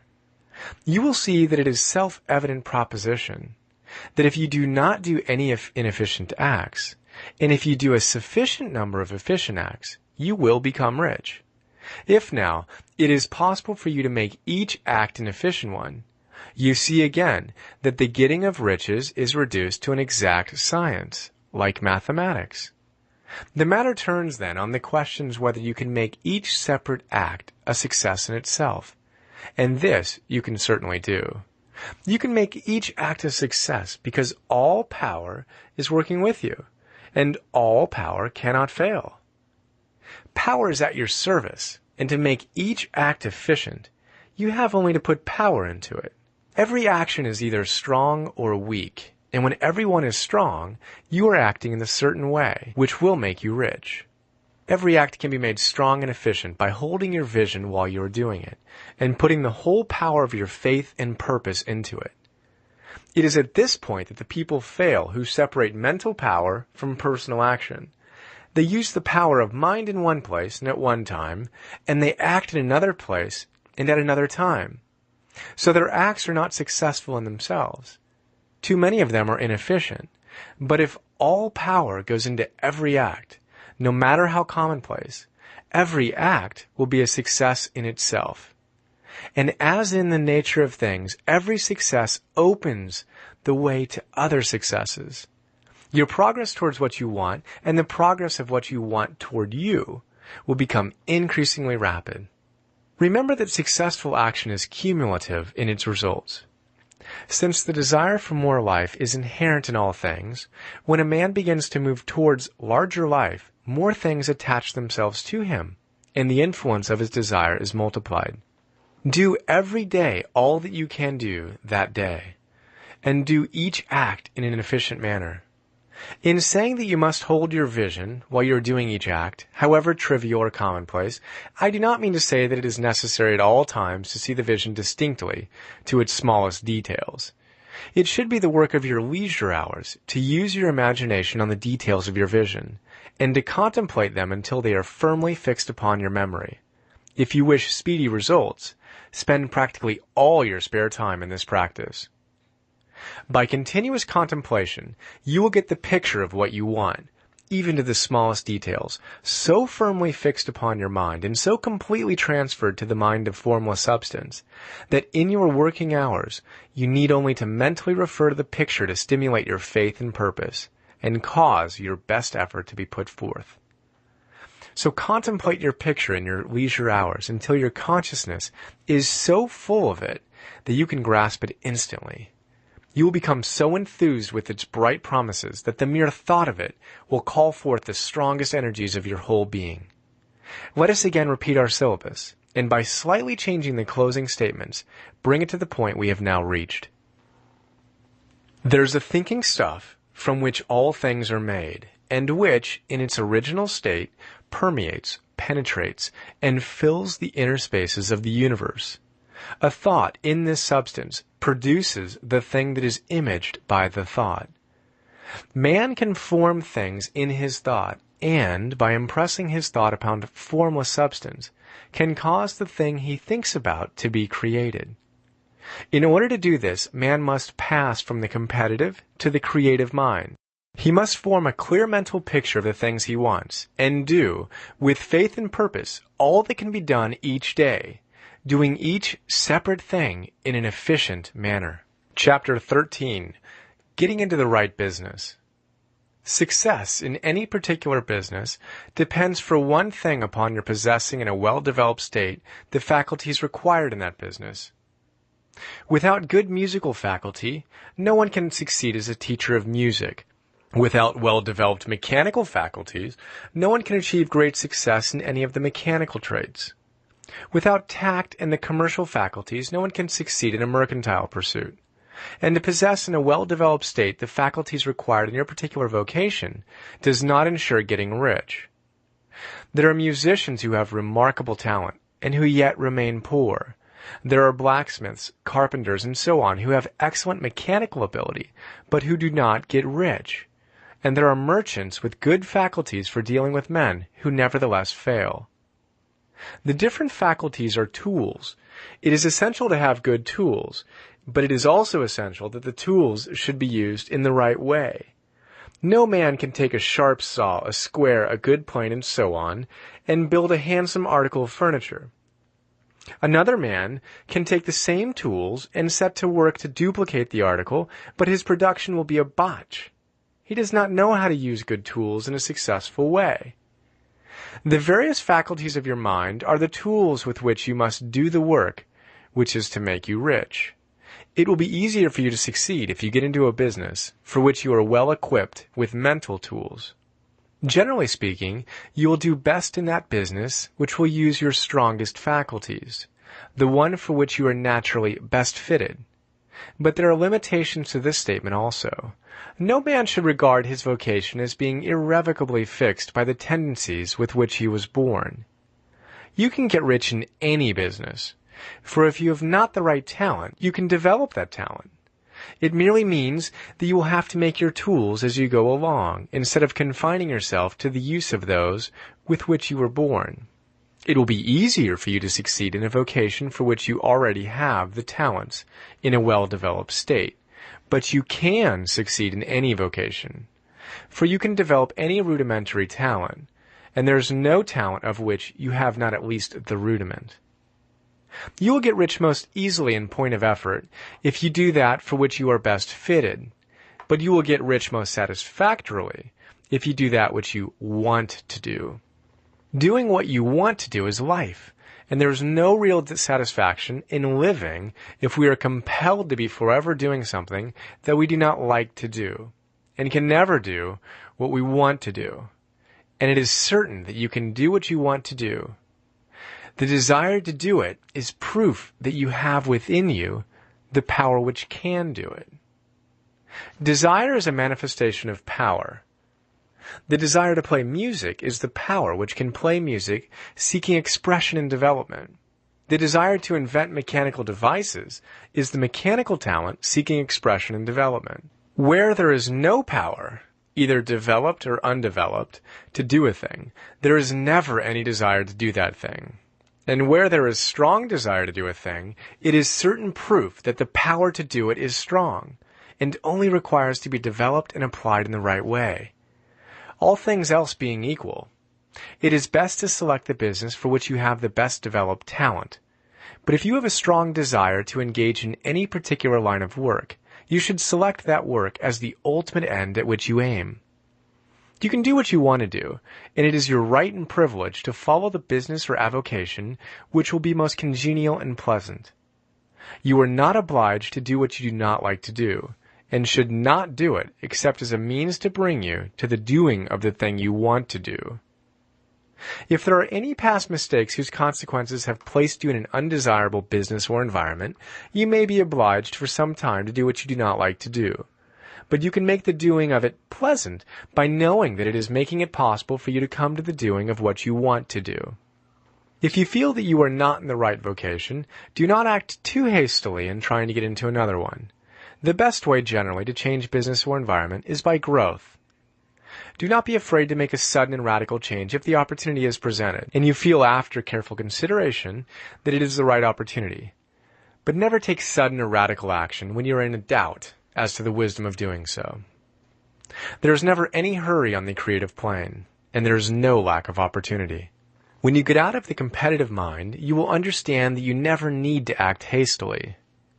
No one else is going to beat you to the thing you want to do. There is enough for all. If one space is taken, another and a better one will be opened for you a little farther on. There's plenty of time. When you are in doubt, wait. Fall back on the contemplation of your vision, and increase your faith and purpose. And by all means, in times of doubt and indecision, cultivate gratitude. A day or two spent in contemplating the vision of what you want, and in earnest thanksgiving that you are getting it, will bring your mind into such close relationship with the Supreme that you will make no mistake when you do act. There's a mind which knows all there is to know, and you can come into close unity with this mind by faith and the purpose to advance in life, if you have deep gratitude. Mistakes come from acting hastily, or from acting in fear or doubt, or in forgetfulness of the right motive, which is more life to all and less to none. As you go on in a certain way, opportunities will come to you in increasing number, and you will need to be very steady in your faith and purpose, and to keep in close touch with the All-Mind by reverent gratitude. Do all that you can do in a perfect manner every day, but do it without haste, worry, or fear. Go as fast as you can, but never hurry. Remember that in the moment you begin to hurry, you cease to be a creator and become a competitor. You drop back upon the old plane again. Whenever you find yourself hurrying, call a halt. Fix your attention on the mental image of the thing you want, and begin to give thanks that you are getting it. The exercise of gratitude will never fail to strengthen your faith and renew your purpose. Chapter 14. The Impression of Increase. Whether you change your vocation or not, your actions for the present must be those pertaining to the business in which you are now engaged. You can get into the business you want by making constructive use of the business you are already established in, by doing your daily work in a certain way. And insofar as your business consists in dealing with other men, whether personally or by letter, the key thought of all your efforts must be to convey to their minds the impression of increase. Increase is what all men and all women are seeking. It is the urge of the formless intelligence within them, seeking fuller expression. The desire for increase is inherent in all nature. It is the fundamental impulse of the universe. All human activities are based on the desire for increase. People are seeking more food, more clothes, better shelter, more luxury, more beauty, more knowledge, more pleasure, increase in something, more life. Every living thing is under this necessity for continuous advancement. Where increase of life ceases, dissolution and death set in at once. Man instinctively knows this, and hence he is forever seeking more. This law of perpetual increase is set forth by Jesus in the parable of the talents. Only those who gain more retain any. From him who hath not shall be taken away even that which he hath. The normal desire for increased wealth is not an evil or reprehensible thing. It is simply the desire for more abundant life. It is aspiration. And because it is the deepest instinct of their natures, all men and women are attracted to him who can give them more of the means of life. In following the certain way as described in the foregoing pages, you are getting continuous increase for yourself, and you are giving it to all with whom you deal. You are a creative center, from which increase is given off to all. Be sure of this, and convey assurance of the fact to every man, woman, and child with whom you come in contact. No matter how small the transaction, even if it be only the selling of a stick of candy to a little child, put into it the thought of increase, and make sure that the customer is impressed with the thought. Convey the impression of advancement with everything you do, so that all people shall receive the impression that you are an advancing man, and that you advance all with whom you deal. Even to the people whom you meet in a social way, without any thought of business, and to whom you do not try to sell anything, give the thought of increase. You can convey this impression by holding the unshakable faith that you, yourself, are in the way of increase, and by letting this faith inspire, fill, and permeate every action. Do everything that you do in the firm conviction that you are an advancing personality, and that you are giving advancement to everybody. Feel that you are getting rich, and that in so doing, you are making others rich and conferring benefits to all. Do not boast or brag of your success or talk about it unnecessarily. True faith is never boastful. Wherever you find a boastful person, you find one who is secretly doubtful and afraid. Simply feel the faith, and let it work out in every transaction.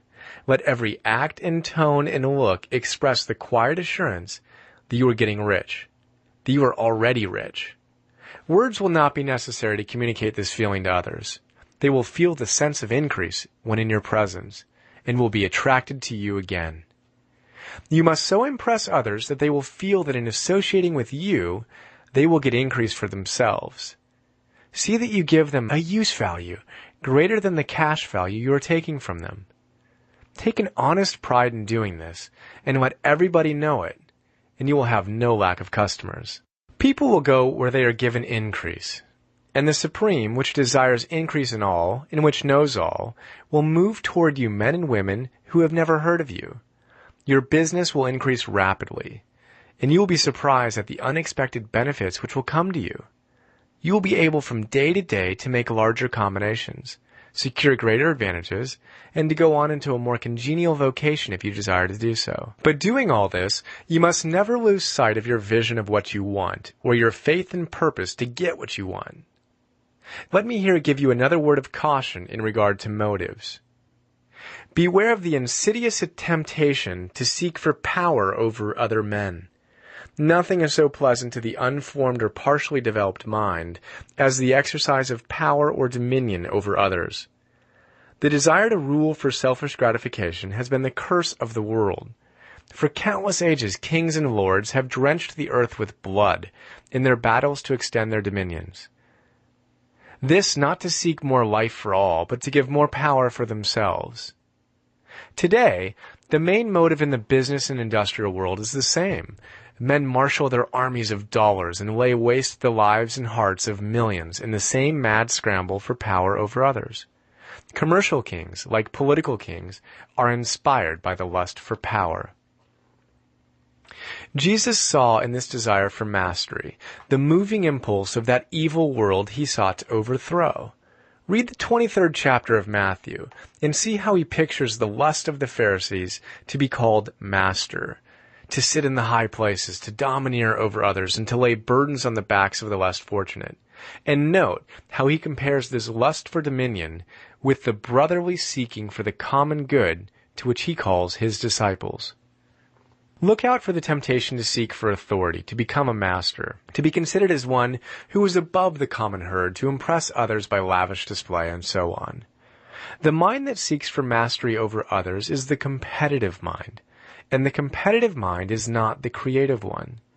In order to master your environment and your destiny, it is not at all necessary that you should rule over your fellow men, and indeed, when you fall into the world struggle for the high places, you begin to be conquered by fate and environment, and your getting rich becomes a matter of chance and speculation. Beware of the competitive mind. No better statement of the principle of creative action can be formulated than the favorite declaration of the late Golden Rule Jones of Toledo. What I want for myself, I want for everybody. Chapter 15, The Advancing Man. What I have said in the last chapter applies as well to the professional man and the wage earner as to the man who is engaged in mercantile business. No matter whether you are a physician, a teacher, or a clergyman, if you can give increase of life to others and make them sensible of the fact, they will be attracted to you, and you will get rich. The physician who holds the vision of himself as a great and successful healer, and who works toward the complete realization of that vision with faith and purpose, as described in former chapters, will come into such close touch with the source of life that he will be phenomenally successful. Patients will come to him in throngs. No one has a greater opportunity to carry into effect the teaching of this book than the practitioner of medicine. It does not matter to which of the various schools he may belong, for the principle of healing is common to all of them, and may be reached by all alike. The advancing man in medicine, who holds to a clear mental image of himself as successful, and who obeys the laws of faith, purpose, and gratitude, will cure every curable case he undertakes, no matter what remedies he use. In the field of religion, the world cries out for clergymen who can teach his hearers the true science of abundant life. He who masters the details of the science of getting rich, together with the allied sciences of being well, of being great, and of winning love, and who teaches these details from the pulpit, will never lack for a congregation. This is the gospel that the world needs. It will give increase of life, and men will hear it gladly, and will give liberal support to the man who brings it to them. What is now needed is a demonstration of the science of life from the pulpit. We want preachers who can not only tell us how, but who in their own persons will show us how. We need the preacher who will himself be rich, healthy, great, and beloved, to teach us how to attain these things. And when he comes, he will find a numerous and loyal following. The same is true of the teacher who can inspire the children with the faith and purpose of the advancing life. He will never be out of a job, and any teacher who has this faith and purpose can give it to his pupils. He cannot help giving it to them if it is part of his own life and practice. What is true of the teacher, preacher, and physician is true of the lawyer, dentist, real estate man, insurance agent, of everybody. The combined mental and personal action I have described is infallible. It cannot fail. Every man and woman who follows these instructions steadily, perseveringly, and to the letter will get rich. The law of the increase of life is as mathematically certain in its operation as the law of gravitation. Getting rich is an exact science. The wage earner will find this as true of his case as of any of the others mentioned. Do not feel that you have no chance to get rich because you are working where there is no visible opportunity for advancement, where wages are small and the cost of living high. Form your clear mental vision of what you want and begin to act with faith and purpose. Do all the work you can do every day and do each piece of work in a perfectly successful manner. Put the power of success and the purpose to get rich into everything that you do. But do not do this merely with the idea of currying favor with your employer, in the hope that he or those above you will see your good work and advance you. It's not likely that they will do so. The man who is merely a good workman, filling his place to the very best of his ability and satisfied with that, is valuable to his employer. And it is not to the employer's interest to promote him. He's worth more where he is. To secure advancement, something more is necessary than to be too large for your place. The man who is certain to advance is the one who is too big for his place, and who has a clear concept of what he wants to be, who knows that he can become what he wants to be, and who is determined to be what he wants to be. Do not try to more than fill your present place with a view of pleasing your employer. Do it with the idea of advancing yourself. Hold the faith and purpose of increase during work hours, after work hours, and before work hours.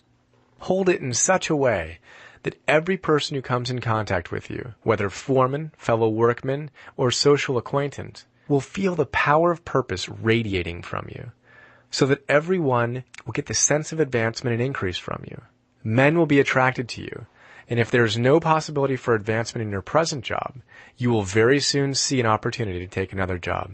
There is a power which never fails to present opportunity to the advancing man who is moving in obedience to law. God cannot help helping you if you act in a certain way. He must do so in order to help himself. There is nothing in your circumstances or in the industrial situation that can keep you down. If you cannot get rich working for the Steel Trust, you can get rich on a 10-acre farm. And if you begin to move in a certain way, you will certainly escape from the clutches of the Steel Trust and get on to the farm or wherever else you wish to be. If a few thousands of its employees would enter upon the certain way, this Steel Trust would soon be in a bad plight. It would have to give its working men more opportunity or go out of business. Nobody has to work for a trust. The trust can keep men in so-called hopeless conditions only so long as there are men who are too ignorant to know of the science of getting rich, or too intellectually slothful to practice it. Begin this way of thinking and acting, and your faith and purpose will make you quick to see any opportunity to better your condition. Such opportunities will speedily come, for the Supreme, working in all, and working for you, will bring them before you. Do not wait for an opportunity to be all that you want to be. When an opportunity to be more than you are now is presented, and you feel impelled toward it, take it. It will be the first step toward a greater opportunity. There is no such thing possible in this universe as a lack of opportunities for the man who is living the advancing life. It is inherent in the constitution of the cosmos that all things shall be for him and work together for his good. And he must certainly get rich if he acts and thinks in a certain way. So let wage-earning men and women study this book with great care and enter with confidence upon the course of action it prescribes. It will not fail. Chapter 16. Some Cautions and Concluding Observations. Many people will scoff at the idea that there is an exact science of getting rich, holding the impression that the supply of wealth is limited, They will insist that social and governmental institutions must be changed before even any considerable number of people can acquire a competence. But this is not true. It is true that existing governments keep the masses in poverty, but this is because the masses do not think and act in a certain way. If the masses begin to move forward, as suggested in this book, neither governments nor industrial systems can check them. All systems must be modified to accommodate the forward movement. If the people have the advancing mind, have the faith that they can become rich, and move forward with the fixed purpose to become rich, nothing can possibly keep them in poverty. Individuals may enter upon the certain way at any time and under any government and make themselves rich.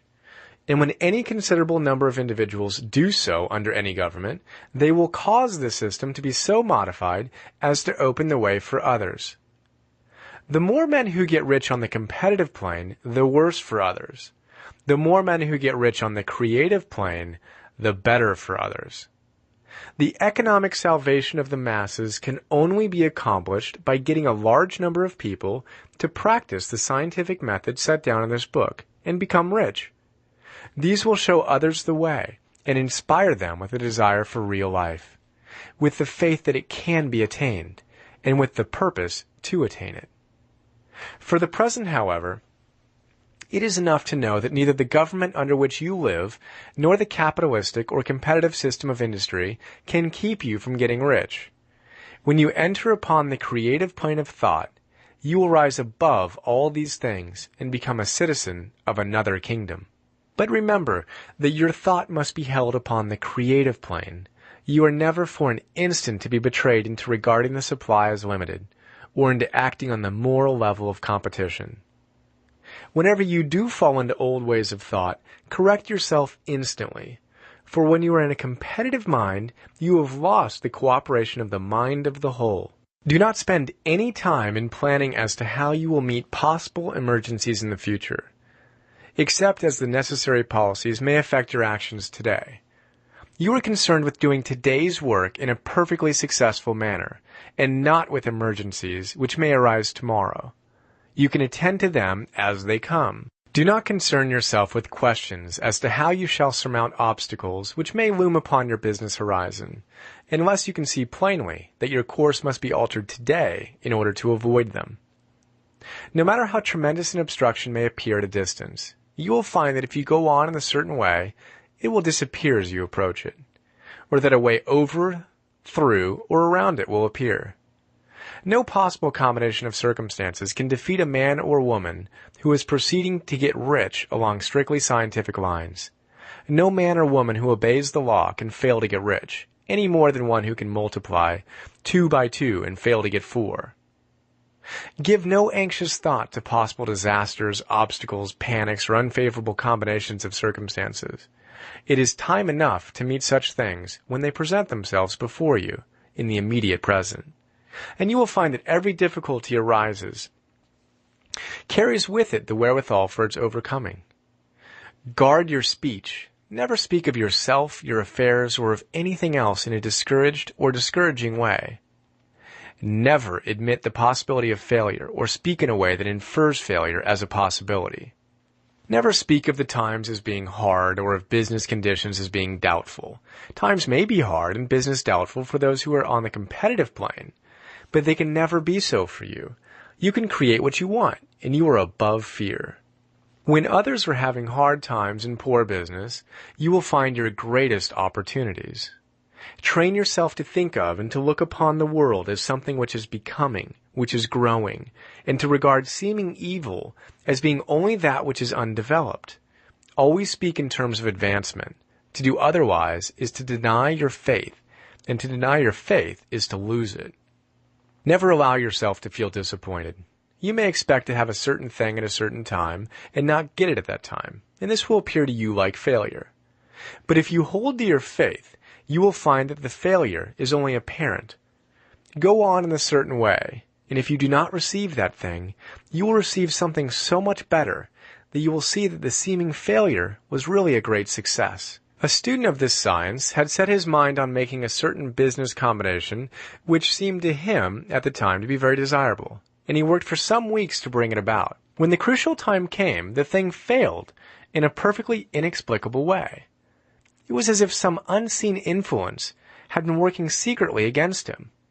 He was not disappointed. On the contrary, he thanked God that his desire had been overruled, and went steadily on with a grateful mind. In a few weeks, an opportunity so much better came his way that he would not have made the first deal on any account, and he saw that a mind which knew more than he knew had prevented him from losing the greater good by entangling himself with the lesser. That is the way every seeming failure will work out for you if you keep your faith, hold to your purpose, have gratitude, and do every day all that can be done that day, doing each separate act in a successful manner. When you make a failure, it is because you have not asked for enough. Keep on, and a larger thing than you are seeking will certainly come to you. Remember this. You will not fail because you lack the necessary talent to do what you wish to do. If you go on as I have directed, you will develop all the talent that is necessary to the doing of your work. It is not within the scope of this book to deal with the science of cultivating talent, but it is as certain and simple as the process of getting rich. However, do not hesitate or waver for fear that when you come to any certain place, you will fail for lack of ability. Keep right on, and when you come to that place, the ability will be furnished to you. The same source of ability which enabled the untaught Lincoln to do the greatest work in government ever accomplished by a single man is open to you. You may draw upon all the mind there is for wisdom to use in meeting the responsibilities which are laid upon you. Go on in full faith. Study this book. Make it your constant companion until you have mastered all the ideas contained in it. While you are getting firmly established in this faith, you will do well to give up most recreations and pleasure, and to stay away from places where ideas conflicting with these are advanced in lectures or sermons. Do not read pessimistic or conflicting literature, or get into arguments upon the matter. Do very little reading outside of the writers mentioned in the preface. Spend most of your leisure time in contemplating your vision, and in cultivating gratitude, and in reading this book. It contains all you need to know of the science of getting rich, and you will find all the essentials summed up in the following chapter. Chapter 17, Summary of the Science of Getting Rich. There is a thinking stuff from which all things are made, and which, in its original state, permeates, penetrates, and fills the inner spaces of the universe. A thought in this substance produces the thing that is imaged by the thought. Man can form things in his thought, and by impressing his thought upon formless substance, can cause the thing he thinks about to be created. In order to do this, man must pass from the competitive to the creative mind. Otherwise, he cannot be in the harmony with the formless intelligence, which is always creative and never competitive in spirit. Man may come into full harmony with the formless substance by entertaining a lively and sincere gratitude for the blessings it bestows upon him. Gratitude unifies the mind of man with the intelligence of substance, so that the man's thoughts are received by the formless. Man can remain upon the creative plane only by uniting himself with the formless intelligence through a deep and continuous feeling of gratitude. Man must form a clear and definite mental image of the things he wishes to have, to do, or to become, and he must hold this mental image in his thoughts while being deeply grateful to the Supreme that all his desires are granted to him. The man who wishes to get rich must spend his leisure hours in contemplating his vision, and in earnest thanksgiving that the reality is being given to him. Too much stress cannot be laid on the importance of frequent contemplation of the mental image, coupled with unwavering faith and devout gratitude. This is the process by which the impression is given to the formless, and the creative forces set in motion. The creative energy works through the established channels of natural growth and of the industrial and social order. All that is included in his mental image will surely be brought to the man who follows the instructions given above, and whose faith does not waver. What he wants will come to him through the ways of established trade and commerce. In order to receive his own, when it shall come to him, man must be active, and this activity can only consist in more than filling his present place. He must keep in mind the purpose, to get rich through the realization of his mental image, and he must do, every day, all that can be done that day. Taking care to do each act in a successful manner, he must give to every man a use value in excess of the cash value he receives, so that each transaction makes for more life. And he must so hold the advancing thought that the impression of increase will be communicated to all with whom he comes in contact. The men and women who practice the foregoing instructions will certainly get rich. And the riches they receive will be in exact proportion to the definiteness of their vision, the fixity of their purpose, the steadiness of their faith, and the depth of their gratitude. The end.